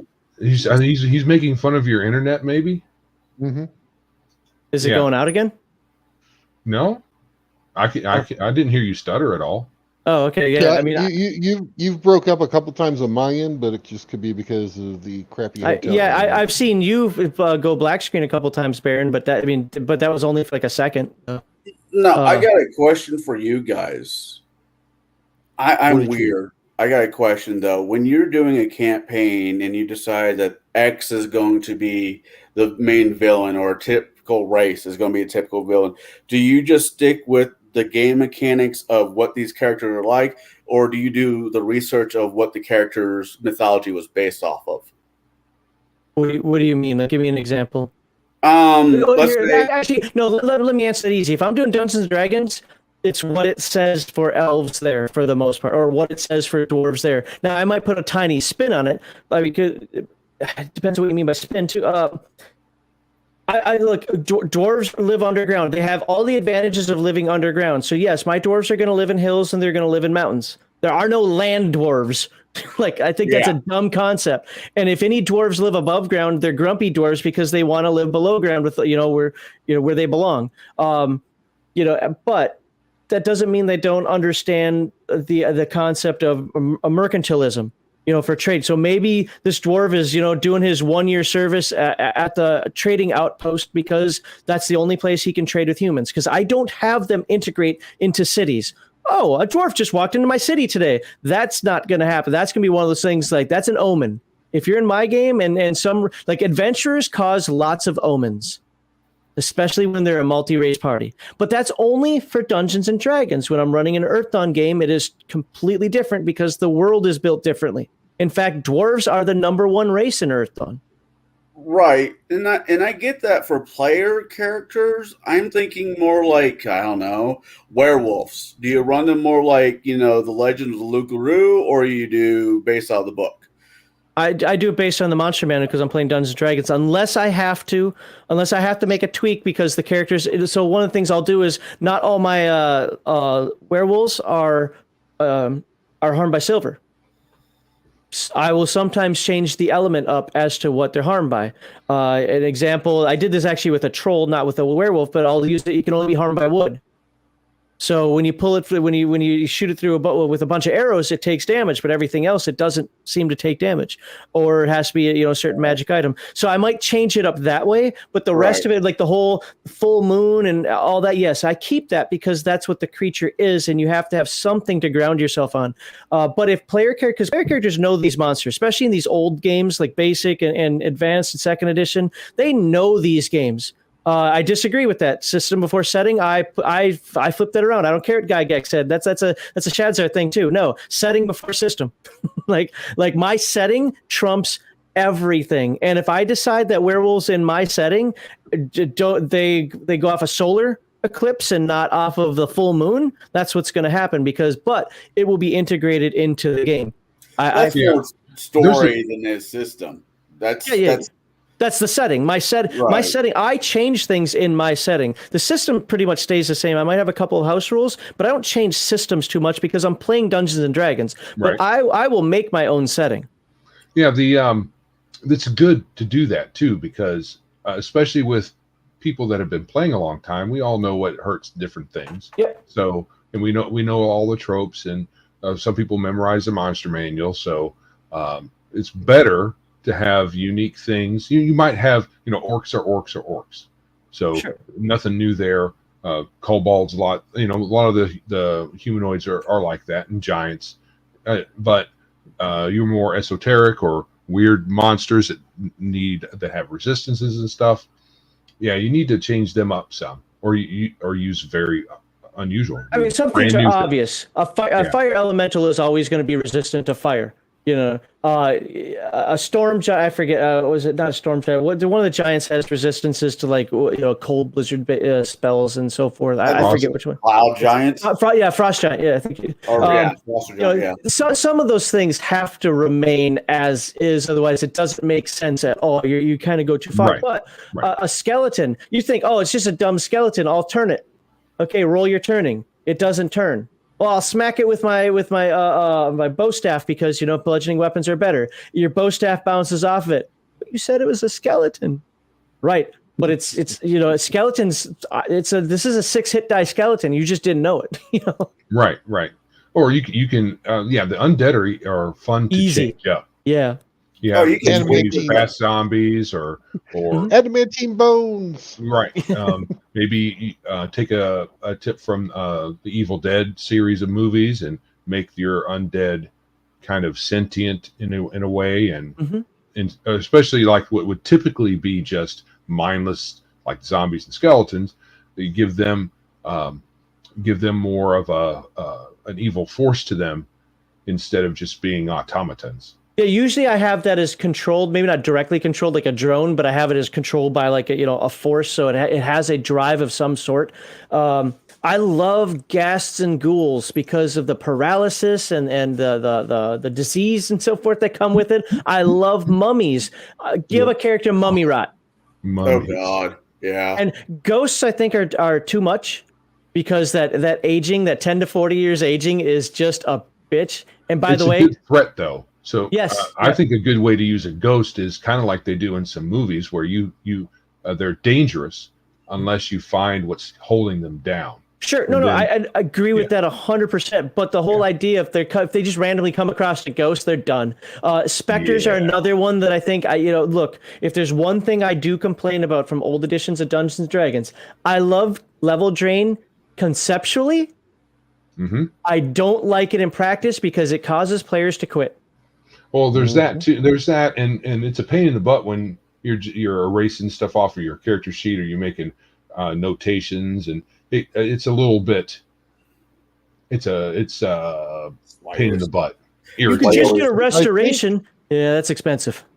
Yeah. Well, I know it's not a game you like, but I think I believe Pathfinder did like the quote unquote negative level drain. They do. They do. You just take a -1 on all your rolls and stuff like that. Right. Well, something like that. Well, yeah, it's either -1 or -4. I don't remember what it is. But instead of erasing stuff off your sheet and try to deconstructing the character, which is what makes most players rage quit. Okay, you're just at negatives until you can get that healed. Right. The thing is a chat saying just make it temporary, but then you negate the purpose of a restoration spell. Whenever I get hit, if I'm playing a character that gets hit by some kind of drain, I always have a notebook next to me, and I just redo the math on that piece of paper, and that's what I use until my character can get back to where it was in the original sheet. I'm not going to erase the paper so many times that the paper's so thin that you can see through it. I'll make notes on a different piece of paper. Right. I mean, you handle it. Yeah. But it's just irritating. So, yeah. So, I think there's a way to do, I think one of the ways that 3rd edition might have done it is you make a saving throw, right? You have a negative you have a negative level. Right. If you in 24 hours you make a saving throw. If you fail it, it's permanent. If you make it goes away. That was 3.5 did that too. Yeah. I mean, that's an interesting way to do it. And I don't mean that in the Minnesota interesting. I mean, it really is interesting. I would, I could see something like that because the level chain mechanic. What's that? Bruce put it in there for Pathfinder. Okay. I like it conceptually because, like, Joe was saying about the ghost. That's just something that you're like, oh God, there's a specter. Oh no, that's 2 levels I'm about to lose. No, don't touch me. Right. At the same time, if you're prepared for it, that's one thing. Like the problem with me is like every time I've been a character in level drained by a specter, that's why I use specters a lot because it's 2, not 1. And I always seem to stumble across them.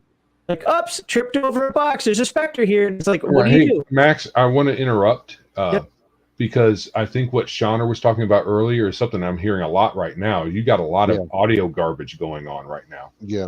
So you might have a internet issue. So fine, I'll stop talking. Maybe you're overtaxing your microphone. Probably am. Fine, I'll just listen. I need to listen anyway. One of the things that Shauna also brought up, I don't see where it was at, but another game that with if you want to think about with or without dungeons, but is he mentioned Morrow Project. I know Max, you've talked about non-Gonzo-ish type games. Morrow Project, I don't know what that is. Yeah, neither do I. Basically, the Morrow Project is you were put on ice for X amount of years because civilization was falling. Is this the Morrow Project? Is that the name of the game? Correct. Okay. And you're put into bolt holes basically, and most of the games that I've played, we play it with the local area that we live. Mm-hmm. So go across the bridge. That bridge is rickety. It's going to fall, even though it's concrete. It's been 150 years. There's holes in it. It's crickety. You're not going to be able to drive over it. You'll have some weapons. You'll have like maybe a couple of Humvees, stuff like that. But it winds up being a very tactical, and then you can go to different when I was playing, we went over to the old Grisham Air Force Base, and over, I believe that's in Indiana, and we got stuff there. We went to what's the one down to Scott Air Force Base, got some stuff out of there. Just give me flashbacks, thanks. You're welcome. I can't remember the one that used to be in Rantoul. Chanute. Oh yeah. Chanute Air Force Base. Go over there, grab some stuff. But you're also coming across other people that are other groups that are survivors. Maybe they didn't, they weren't put in the bolt holes or whatever. So you're there to restart civilization.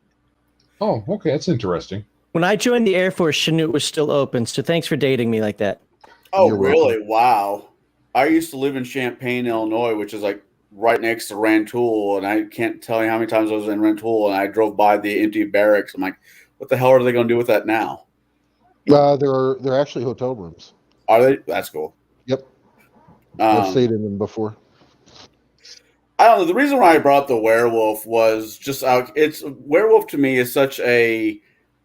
They've been around. I think werewolf was like one of the oldest monsters in Dungeons and Dragons. They've just always been there.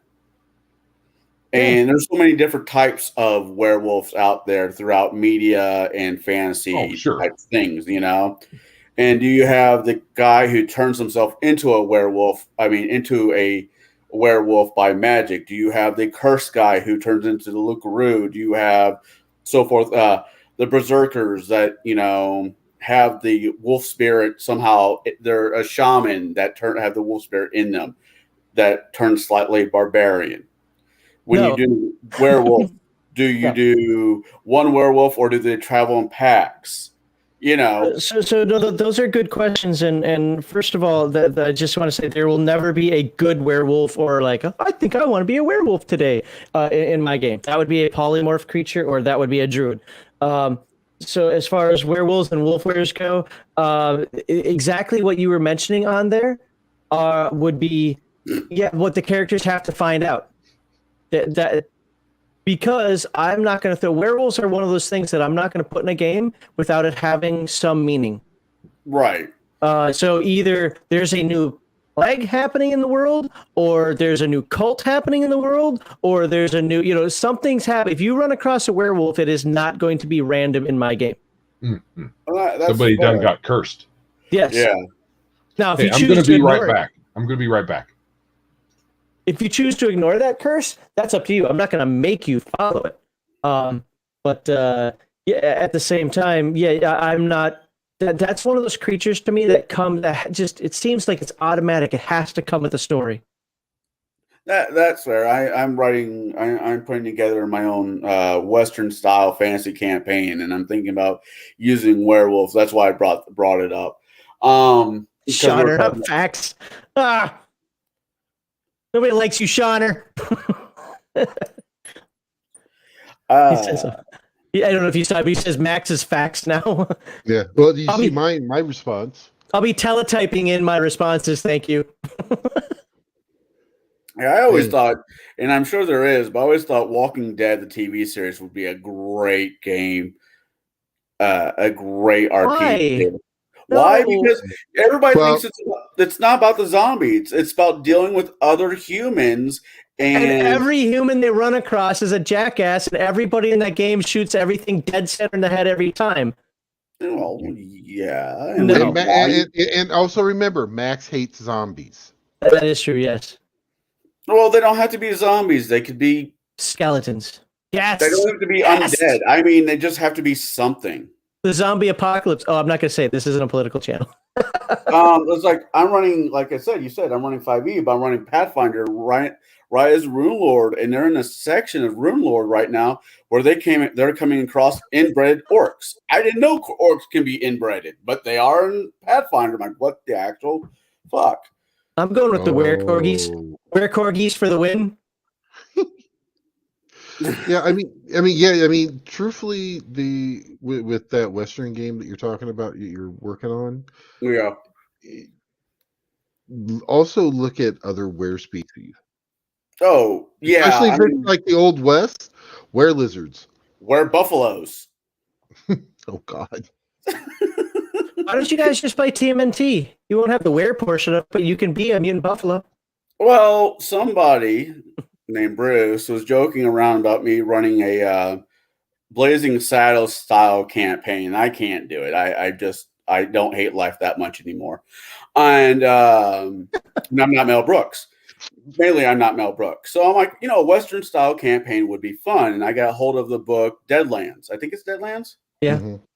And I'm like, okay, I can make this work. And I'm like, now I just got to put pencil to paper and write out a storyline. Deadlands is basically Savage Worlds. I mean, that was the beginning of Savage Worlds. Yeah, you said that. Yeah, and I need to get my hands on Savage World. And I'm like, well, I kind of want to do like, what if the natives of this area have the ability to turn themselves into whatever to fight off the encroaching civilization? I'm out. This chat sucks. I'm leaving. Well, okay, wait. The were ponies. Okay, I'm sorry, but I can't help but think of Brave Star. Oh God! Thanks for With- taking me back there. Yeah, Barry. with what is it, 3030? Yeah. Yeah, the horse. Yeah. So hold on. Some of those some of them like that are cool. We're supposed to be talking about dungeons. I know. This is called tangents. Oh, this whole stream has been a tangent. Sorry. How do you put a dungeon in a desert? There we go. The same way I had to Sandstone. escape the sun. There's a Sandstone. temple that got buried by the sand. I don't know. Fuck. Yeah. There's a temple. When you go down, there are 4 chests. If you open the chest without breaking, oh, that's Minecraft. Never mind. Where's Spider Monkey? Okay. Where's that? Darthiak is now Rob of R.G.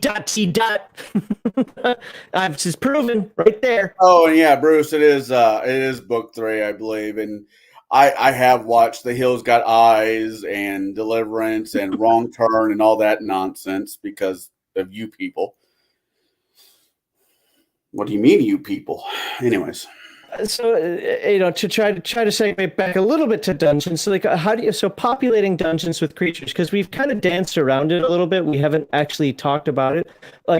So one of the reasons I struggle with modules, which I've talked about in the past, is I try to play modules as is. Except for when I play a module as is, I never like how the modules are populated.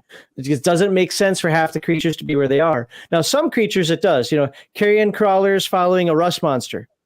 Or actually, a carrion crawler following a gelatinous cube, or something like that. You could see that happening. Although I think GCs are used too much, like mimics. It's such a trope that it's like I don't want to see them again. Puddings.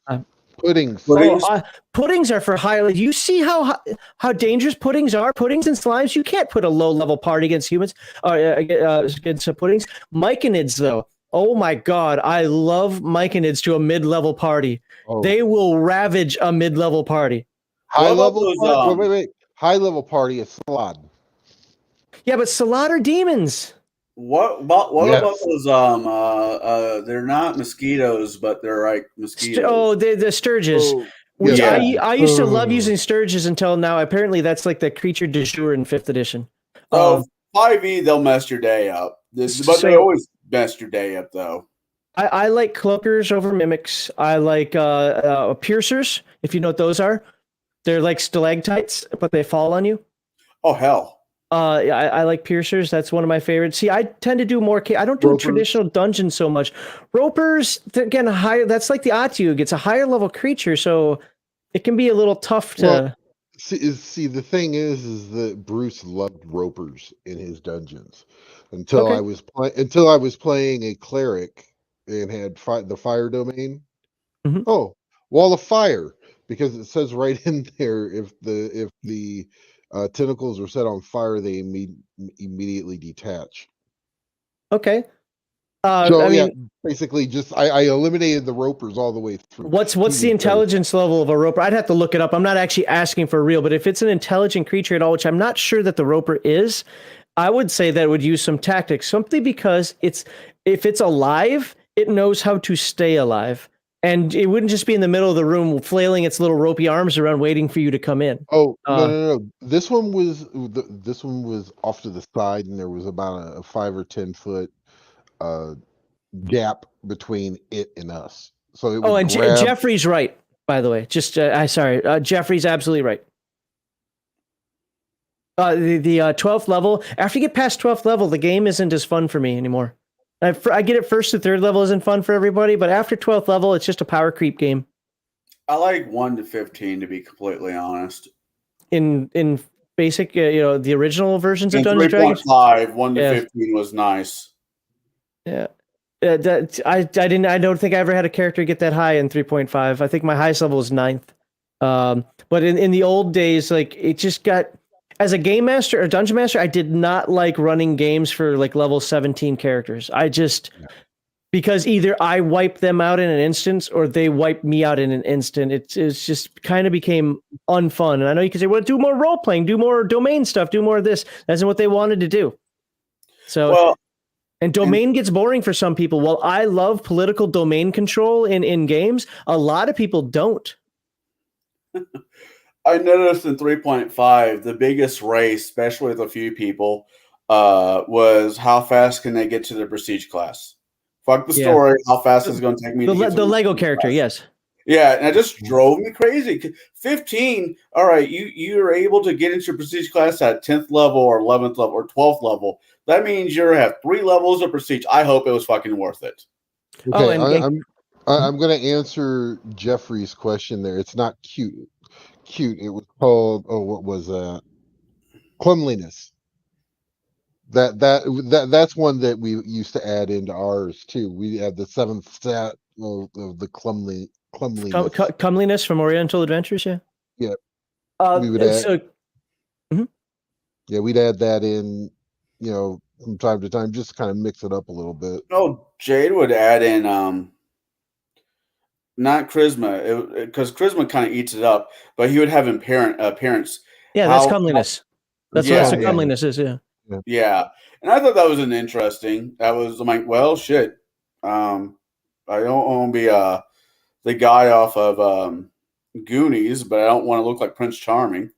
Comeliness came out of Oriental Adventures, so really, if you weren't using Oriental Adventures, there wasn't much of a reason to use comeliness. But it had a meaningful impact in Oriental Adventures, though. But Crafty says actual fucking dragons, the kind that cast spells and use their breath weapons whenever. Just jumped. Whenever it's available. Too many modern gamers have pussified dragons to be just big lizards. I agree. That's the thing is. Look, I killed the dragon. I don't know. I don't know about you guys, but I don't know too many player characters that have actually killed a dragon that was used properly. I can tell you because, again, dragons are going to try to get away. You can't just accidentally walk across a green dragon and kill it. Like, it's just not going to happen. I'm in the woods. It will chlorine gas your ass to death. It will fly away. It will wing buff you. You will use the terrain to its advantage. It will just continually do low swoops over you, teasing your archers and your warrior's sitting down there swinging his sword at nothing. It's just going to fly away. Be like, screw you guys, I'm out. I'll come back in a little bit.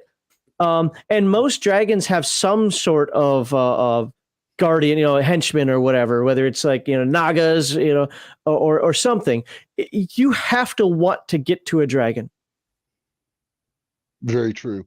See, I think the best one I've ever seen with a dungeon boss who was a overall campaign bought the guy of the overall campaign is they had him cornered in this little dungeon. He was in one of his little holes that he for protection. Players come in and all of a sudden he's throwing spells, and then he gets down. DM had this all planned out. He gets to half hit points and then he D-doors out. And everyone's like, wait, how the hell did he do that? Then they actually look around and he had drilled holes through the side of the wall so he could see outside. Because it's a line of sight. D-doored right outside. But by the time they would have gotten back around to that side, it took him an hour and a half to get from the entrance to that place. It would have taken them about an hour probably booking it back. Yeah, as long as it's legit and meets the game mechanics, I'm all for that. I think that's awesome. And that's actually a really smart way of, especially if this is going to be your big bad, of having, they still get to fight him, but he gets away. So if it's a chromatic dragon, it might be nice, but it's pretty much just being nice to enslave you. If it is a metallic dragon, then in that case, it's still probably going to be arrogant and aloof, but it could be nice to you. But there's still dragons, and they still think that they're better than you. Right. They're still good. In the 3.5 Dragon Con or Dragon book, I can't remember exactly. Dragonomicon. There was pictures of dragon lairs. And some of them were really well. It's like the black dragon lived in, or was it the black? It was one of the dragons. No, it had to be. It was black. Who lived in a swamp. But he had, and they had the lair kind of drawn out, where he sticks his head out of the water and does whatever he does. The players do whatever, and he had the ability to go underwater and get away because he tunneled him a tunnel underground and out. And I'm like, that's a really cool design for a lair for a dragon. Yeah, dragons aren't stupid. They don't just sit on the top of a tree waiting for you to come and kill them, or sitting at the the middle room of a dungeon, laying on top of a horde with its wings out, like mine. Scrooge McDucking that thing. And we were talking about what to populate, the dungeons with. One thing that I have found humorous is that I'll throw random, if they're like in a forest or something like that, I'll throw some pixies who happen to wander in and got lost inside Which is really nice because all they do is when the players come across them, they try to kill them. They hit them in the head and confuse them all day long. Fairy dragons just breathe that euphoria gas on everybody. Yeah, that too. Puppies, no, I mean, puppies. Yeah, there are a lot of interesting creatures that especially when you have monster manuals, and I think that people should. Scrooge McDuck Dragon, thanks, man. That's a gold dragon, by the way. See what I did there? Anyway, Life is like a hurricane. Oh, great! Now I have Scorpion stuck in my head. Great. All right, DuckTales. It didn't even go to Scorpion. It finished the rest of that song for me. Yeah, I was in the Air Force, too many air shows. Rocky Like a Hurricane is at every freaking air show ever. But by the way, Scorpions just put out a new album. They're only like 80 years old, and they just put out a new albon. and they got, and I think they got a tour going too. But, No way. They did their last tour when I was in Germany. Anyway, but back on this, I'm one of those people that really encourages game masters to make their own creatures. Now, it's important to have your world populated with goblins and kobolds and orcs, oh my, to set that tone, to set the stage that you're in the game. Maybe you don't like kobolds. Don't use kobolds. That's fine. But when it comes to dungeons, look at, who is it that said, was it Baron that you said puddings and slimes and so forth? My God, the imagination you can have. This is why I loved Undead so much, because you can do anything with Undead and just say, look, man, it's the nature of undead magic. What do you want? It's part of the negative material plane. Have a nice day. But you can do the same with slimes and oozes and mosses. And, instead of just myconids, I had poison, I had living moss, along a dungeon, and it was all lit up. So it was like a glow moss from Earthdawn. That's where I stole that idea from. But it was glow moss from Earthdawn. But then the glow started to fade, and the moss started to move a little bit. Well, they thought insects were in it because I had the rooms filled with insects.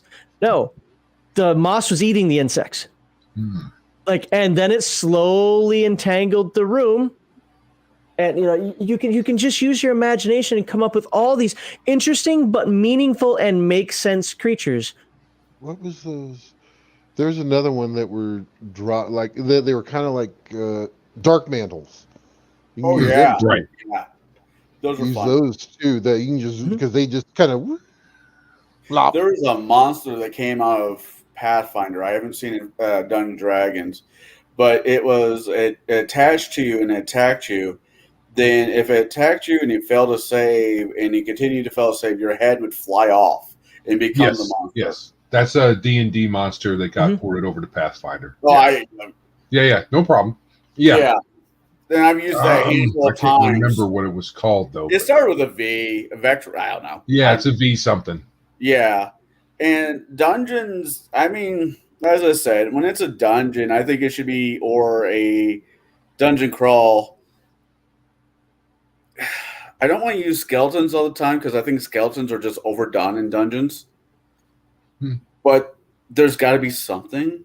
But it doesn't have to be. Even like somebody put in a chat, humans. I was like, DMs who actually have humans in their games are hard to come by anymore, and that's. I think that's partially true. The reason I didn't do humans was because either the human would get murder hoboed or would end up murder hoboing the party. And it was pretty much one of those two things, and that became boring for me. But so what I learned to do is I learned to create things that make sense for a dungeon. Again, like the glow moss thing or phosphorate mushrooms. But if you get too close to them, they explode. It's just things that are like what do we say? Quirky. But you can figure out pretty quickly, and also is still level appropriate.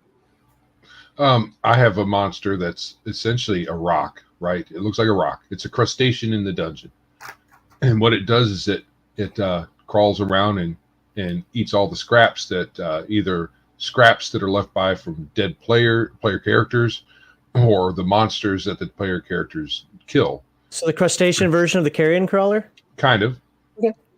But it's kind of a vacuum cleaner, like a Roomba in a way, and awesome. Its mouth parts are filled with diseases that don't bother it. But if you end up, there's you have to take a break in your spelunking and you sit down next to one of these rocks, Mm-hmm. and it says, "Oh, hey, here's something," and starts taking a bite out of you.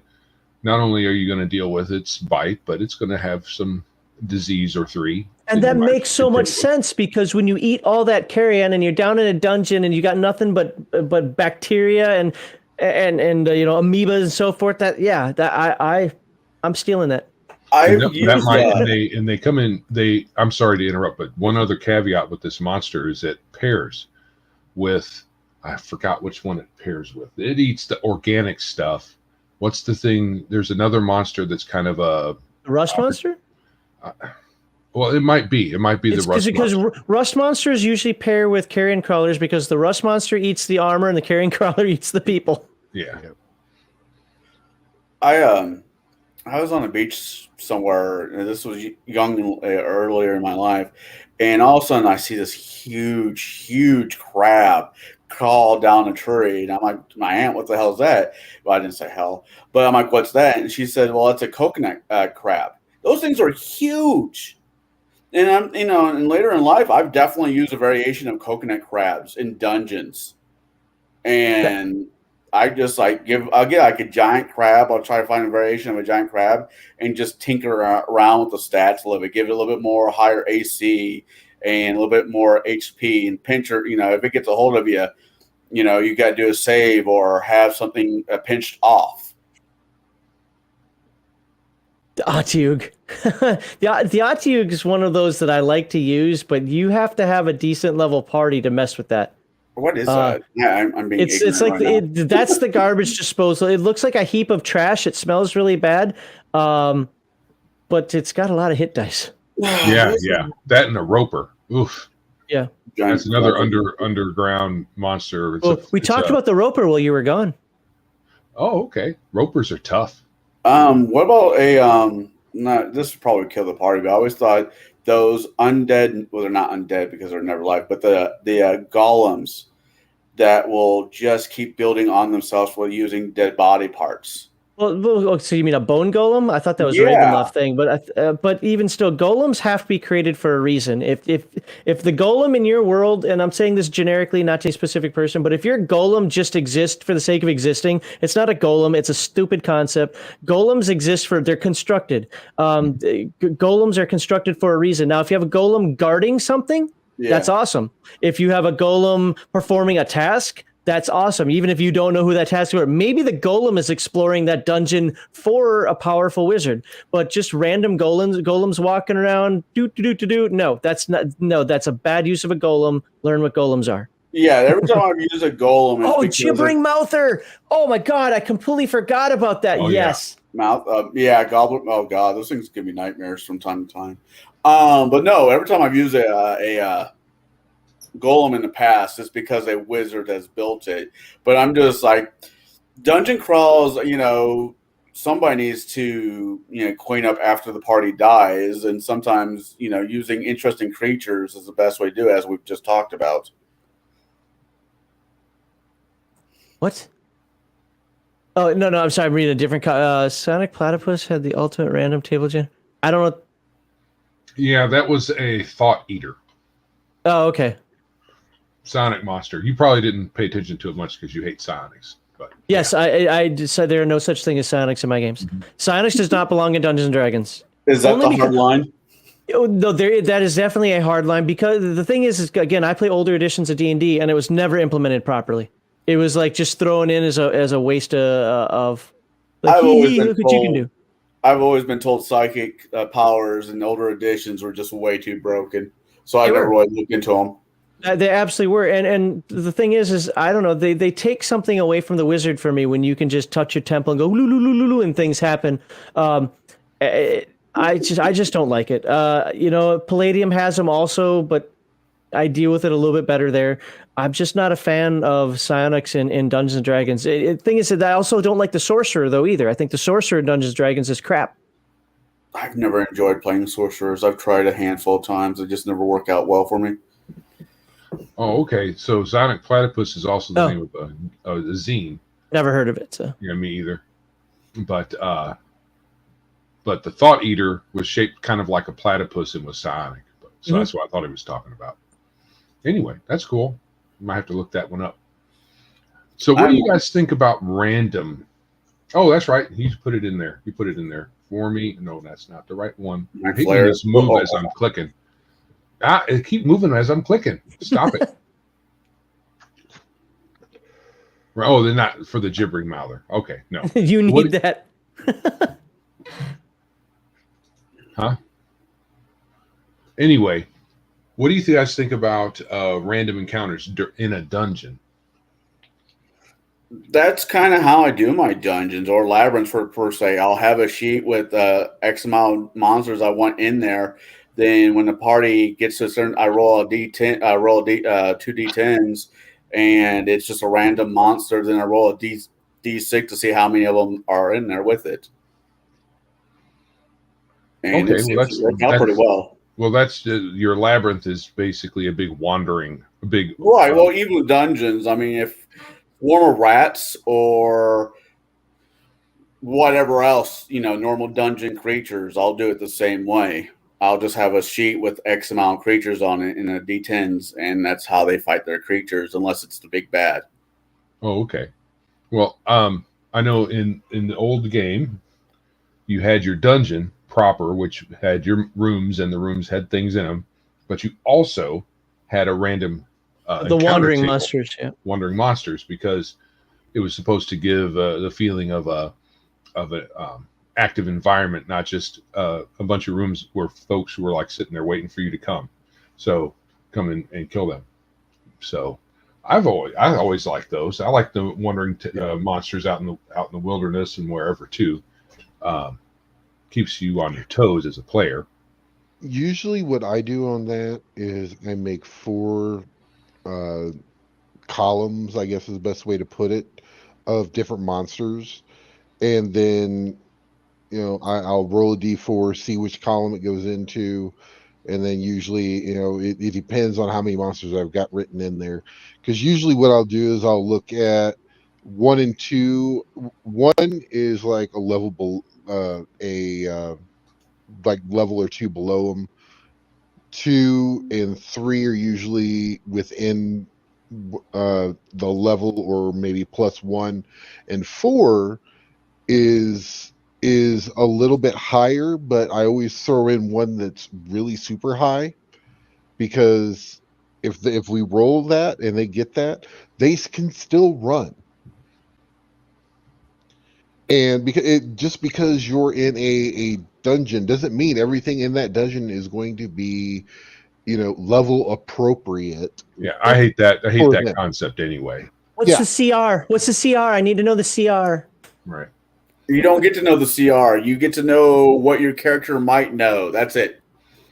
Yep. Yeah, if there's if you come upon a cavern opening and there's bones everywhere, and then a rabbit pokes its head out, you might want to pause. You throw a grenade. No, you throw the nearest NPC. That's what you do, and then find out whether this is a Vorpal bunny, in which case Max won't be playing anymore. No. See, what you do is you have an NPC gnome that's got the helmet from World War I, the German helmet that has the spike. You name him Punt, and you kick him or throw him at things that you want to try to see what's going to happen. The Super Ball special. Yeah, fastball. Go fastball special with it. Yes. Yeah. We actually had that in a game. Yeah, it was a little crazy, but it was still funny. Mm-hmm. I blame Russ. No, this was way before that. Oh wow. So that's brings up, talking about CR brings up another point. Do you, like Baron was saying, he'll have something on his random table that's going to be really powerful, and the pieces will likely have to run. But do you design any of your other dungeon, if you design it at all, to have things that are maybe out of their reach or questionable that they might have to think about running from? Because I think that's a good thing to do. I do the player CR math normally when I'm doing a dungeon. Hear me out, Max. Say that again. I'm sorry. Say that again. I'll do the player level CR math in my head.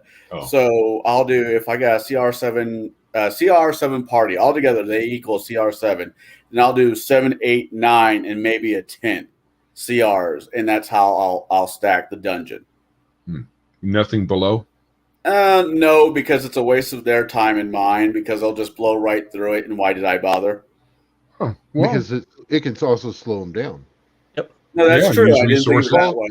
Plus, And it's kind of fun sometimes to flex as a player.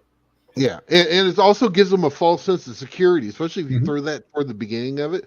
Oh man, this is going to be a cakewalk, and then they walk in and be like, "Oh, Everything just got covered." And see, and a buddy of mine came up with this. It's the perfect way to twerk off a player. You have an old man sitting in a rocking chair. He's got a rod in his hand.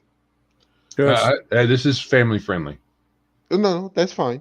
And around him, he has 4 pit fiends. Oh man! There are a total of 8 pit fiends total in existence. How could he have 4 of them? He had a rod of summon pit fiend. Oh, I thought you were bringing in Asmodeus. That's what I was thinking. I'm like, the old man sitting in there with that rod of summon pit fiend. You get through the pit fiends and you kill the old man. The CR value of it is a 0.5 CR value because summoned creatures don't factor into a CR. Oh, I don't like that 3rd edition nonsense. That's and I would probably walk out the moment you said that somebody had 4 pit fiends, because that doesn't make sense for pit fiends at all. I didn't know there was a limit. I didn't know there was a number limit. They're devils and demons. Demons are from the abyss. They're chaotic. That means there can be hundreds, billions, whatever. Devils are hierarchical. There are a strict set of numbers when it comes to how many there are. Pit fiends are at the top of that. And if I remember correctly, there are 8. I'm not saying you're wrong. I've just never. That's the first I've ever heard it. I know if you kill one, they blow up. I found out the hard way once or twice. That's a Pathfinder thing, I believe. Was it 3.5? I thought at 3.5 they blew up. Maybe as well. that too. Maybe that, but that's not an early edition thing. Wait, I don't believe. Pit fiends blow up. Yeah. Okay. Yeah. Well, like I said before, I've started at 3.5. I mean, that's when 3.5 the Pathfinder. Then I jumped off the proverbial boat at 4.0 because the system I thought just sucked, and I'm running 5e. To go back, because I didn't answer the first question either, because I was finally letting somebody else talk. As far as the random encounters, so the way I have things like, I tend not to use orcs and goblins and kobolds in my dungeons, because my brain cannot reconcile the fact that they're sitting in a freaking room unless they're specifically guarding something, like they're in a cave system guarding an entrance.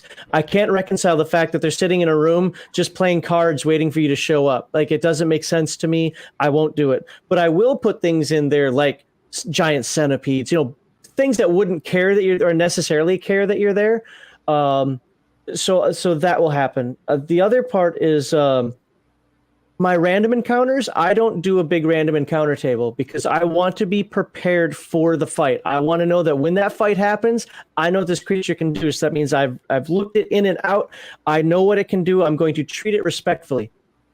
What I would consider respectfully, in the fact that I'm not making it just a token for you guys to beat up.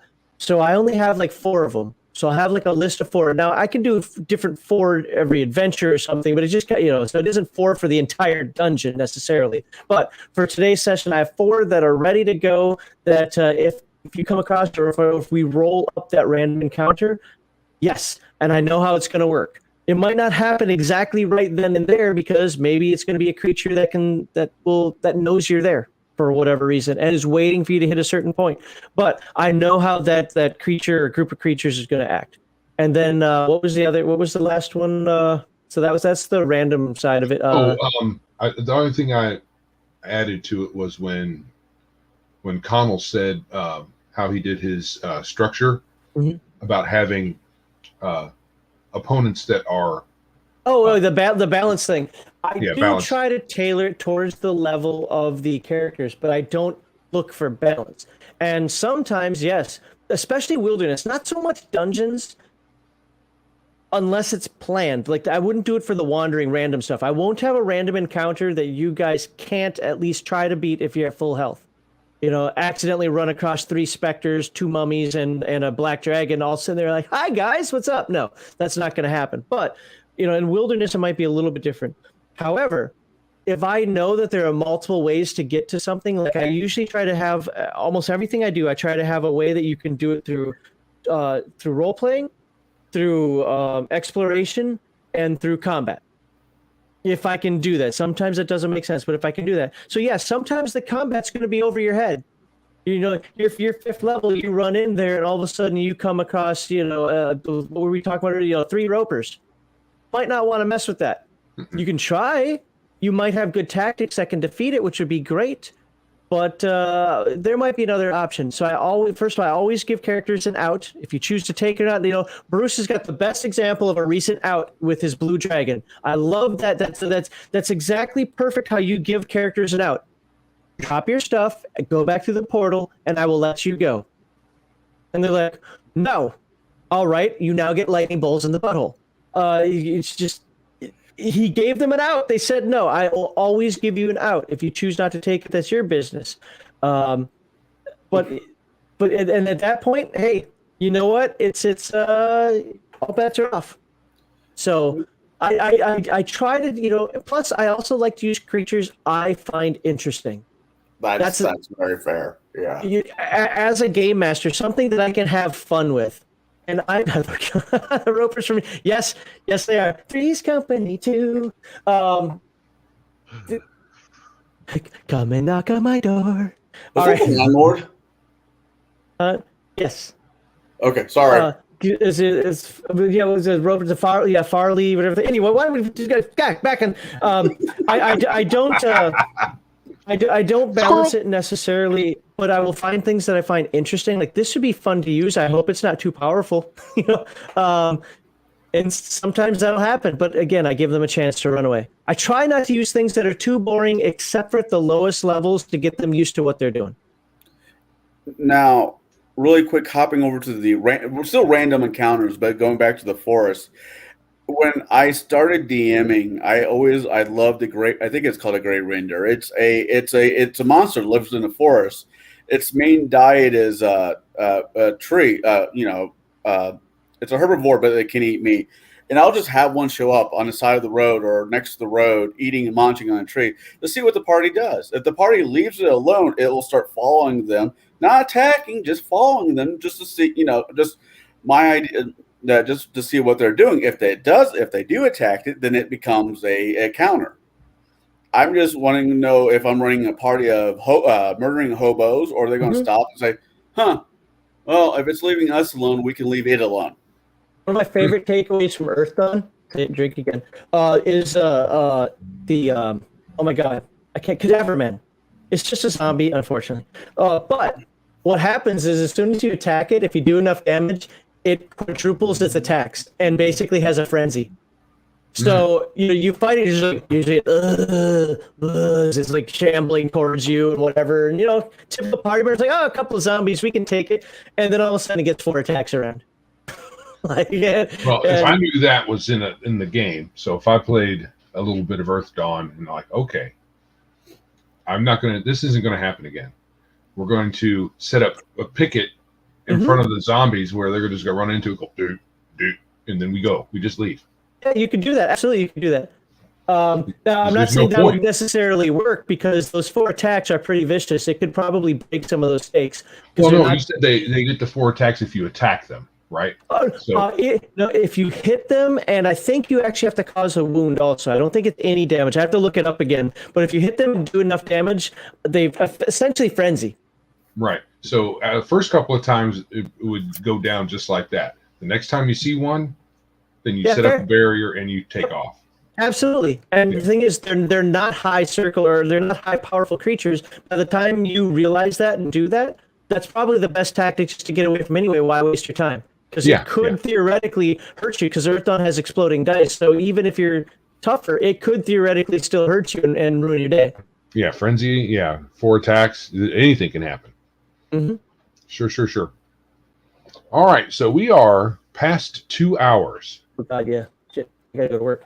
Yeah, I will need to work. I also have some audio to process from last night's uh, uh, live stream for my channel. Anything happen after I left last night? Because I was actually enjoying that, but I had to step away, unfortunately. I'm sure things happened, but you know how it is when you say a bunch of words for 2 or 3 hours. Forget everything, right? I can't remember. Are you about how long did you participate? I think I was there for about an hour. I got there about 10 minutes late, and then I think I was there for about an hour. Okay, so yeah, and we were on. We weren't on much past 2 hours, so you don't have much to catch up on. I'll definitely listen to that soon. Just so everybody knows, Legion Myth still has its 3,000 subscriber contest week 3 going on, and we don't have a lot of people who have entered this week. So just a heads up, I'm going to be putting a tweet out there also for people. If you want to know more about the 3,000 subscriber giveaway, look, Lion and Dragon, the 2 books we're giving away this week are Lion and Dragon and Worlds Without Number, both hardcovers. So plus 2 $25 gift certificates from Drive Through RPG. So that's 4 prizes we're giving away, 2 for each of the links. So if you go to the Legion Myth YouTube channel, click on our community tab, the rules are right there, what you need to do. And okay. Do you have to be on the stream when the giveaway happens to be awarded? No, you just so the trick is, and this is the trick that we're running into because I completely forgot that the last time we did it over Twitch, and Twitch has whispers, so you can send me private messages. Is if I don't know who you are, we have to find a way of you sending me your information privately because I don't want you doxxed, and I have to be able to verify it's you. So I can't just have Joe sending me on his little sock puppet account saying, "Oh, my name's Cigar DM. Yeah, I won the book. Thanks." You know, so we're kind of struggling through that. Next time I'll plan that out a little bit better. But usually people either come to the Discord and I already know who the person is, or the person jumps into our stream if they're on it, and jump into the stream and say, and then I can verify it. But we only have one person whose prize I have not delivered yet. He won a $25 gift certificate, and I haven't heard boo from him. So I don't know what to do because I don't know how to get a hold of him. Okay. So it's on the video though. You can watch it. It's on the segment 2 that went up on Monday. He's one of the people that won. So if you're that person, starts with an A. I've got the name written down. I just don't have it in front of me. But anyway, as far as anybody else, the other books have been delivered. And yeah, it's a 3,000 subscriber giveaway. Get your possibility to win. And for the 4th week, super secret. Shh, don't tell anybody.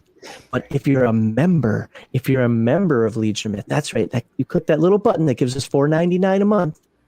You can enter the 4th week, and we're going to do a members-only stream for people so that we give away a little of something just for the people who have actually paid money to us directly. So 3 weeks for free stuff, and then 1 week for the paying backers. But there you are. Oh, Baron dropped out. Probably hotel internet, or click the wrong button because he looked like he was looking at other stuff. But there we go. I just want to put that out there because we really don't have a lot of people in this 3rd week one, and it's kind of like, wow, like people won the first 3 games. Everybody wanted Lion and Dragon. If you want Lion and Dragon from RPG Pundit, which I know you do, there you go. So all right, so Max, you want to pimp out all of your pimp out stuff? Yeah, cracked out. Or are you good? I'm pretty good on that. I'll just say, yeah, Legion. You can look us up on YouTube, Legion of Myth. LegionMyth.tv is the website, but I mean, it's just a copy of our videos. I have a whole ton of links to other places if you prefer Rumble or Odyssey or whatever. But hey, just for now, because of the giveaway, I want you in the giveaway. I want you to win something. There are some rules involved about what you can and can't win, and yes, you can win multiple prizes in one regard. Also, depending on where you live. But there you go. Come to our Legion of Myth YouTube channel. And just look at the community tab. The rules are there in the community tab. All righty then. All right. Cigar DM, do you have anything you can pimp, or are you still just hanging out? I will not put a date on it because I'm still having a few issues, but I will have a video out here soon. And I think the first topic I'm going to be talking about is researching storylines. Where do you get your ideas for the campaigns? Do you do modules, or do you have your own story, or do you play in somebody else's sandbox and making a story out of their world?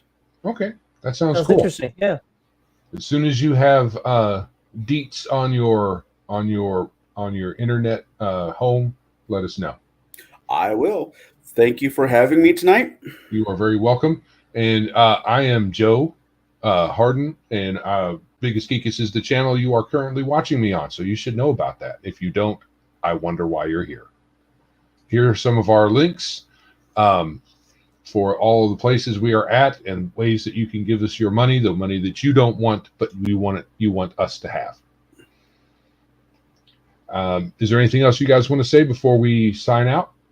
Really quick, Table Breakers will be having our live chat tomorrow. I hope to see y'all in chat, and that is the plugin I think I should put in. Yes, Baron G Rock fell off the internet. Not his fault.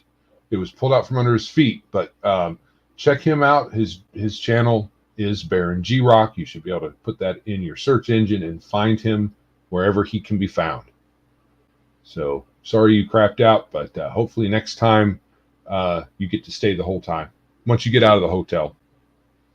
I think we all always need to thank Chad as well. Thank you guys for being here, keeping us on our toes, keeping us busy. I know I was interrupting a lot. I was trying not to interrupt a lot today, but chat was happening so well that I always wanted, like, I'm big on answering chat when I can, and I kept interrupting people.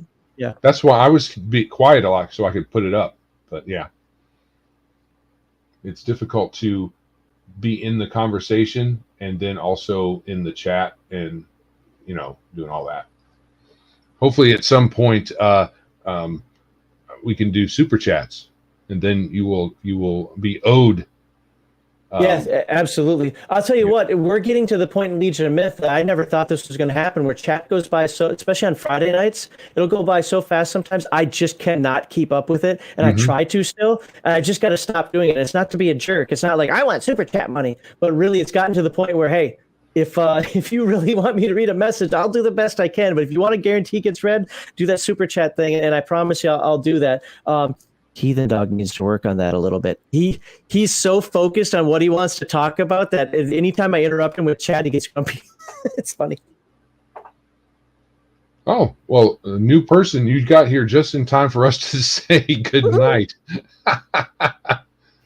Mr. Shadow and Son, welcome to the show, and he said hi to Cal, so they must know each other. So anyway, normally Biggest Geekus is on live streaming Tuesday, then Wednesday. At this point now, it seems like that's for Gatekeepers.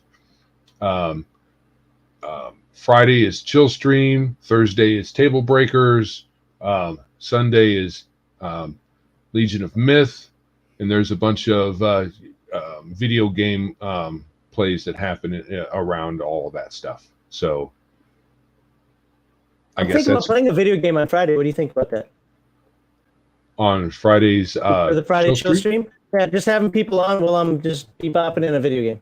Oh, that's cool. On a video game. I award Biggest Geekus 1,250 experience points. First level thief, you've just leveled up. Yeah. Thank you very much. All right.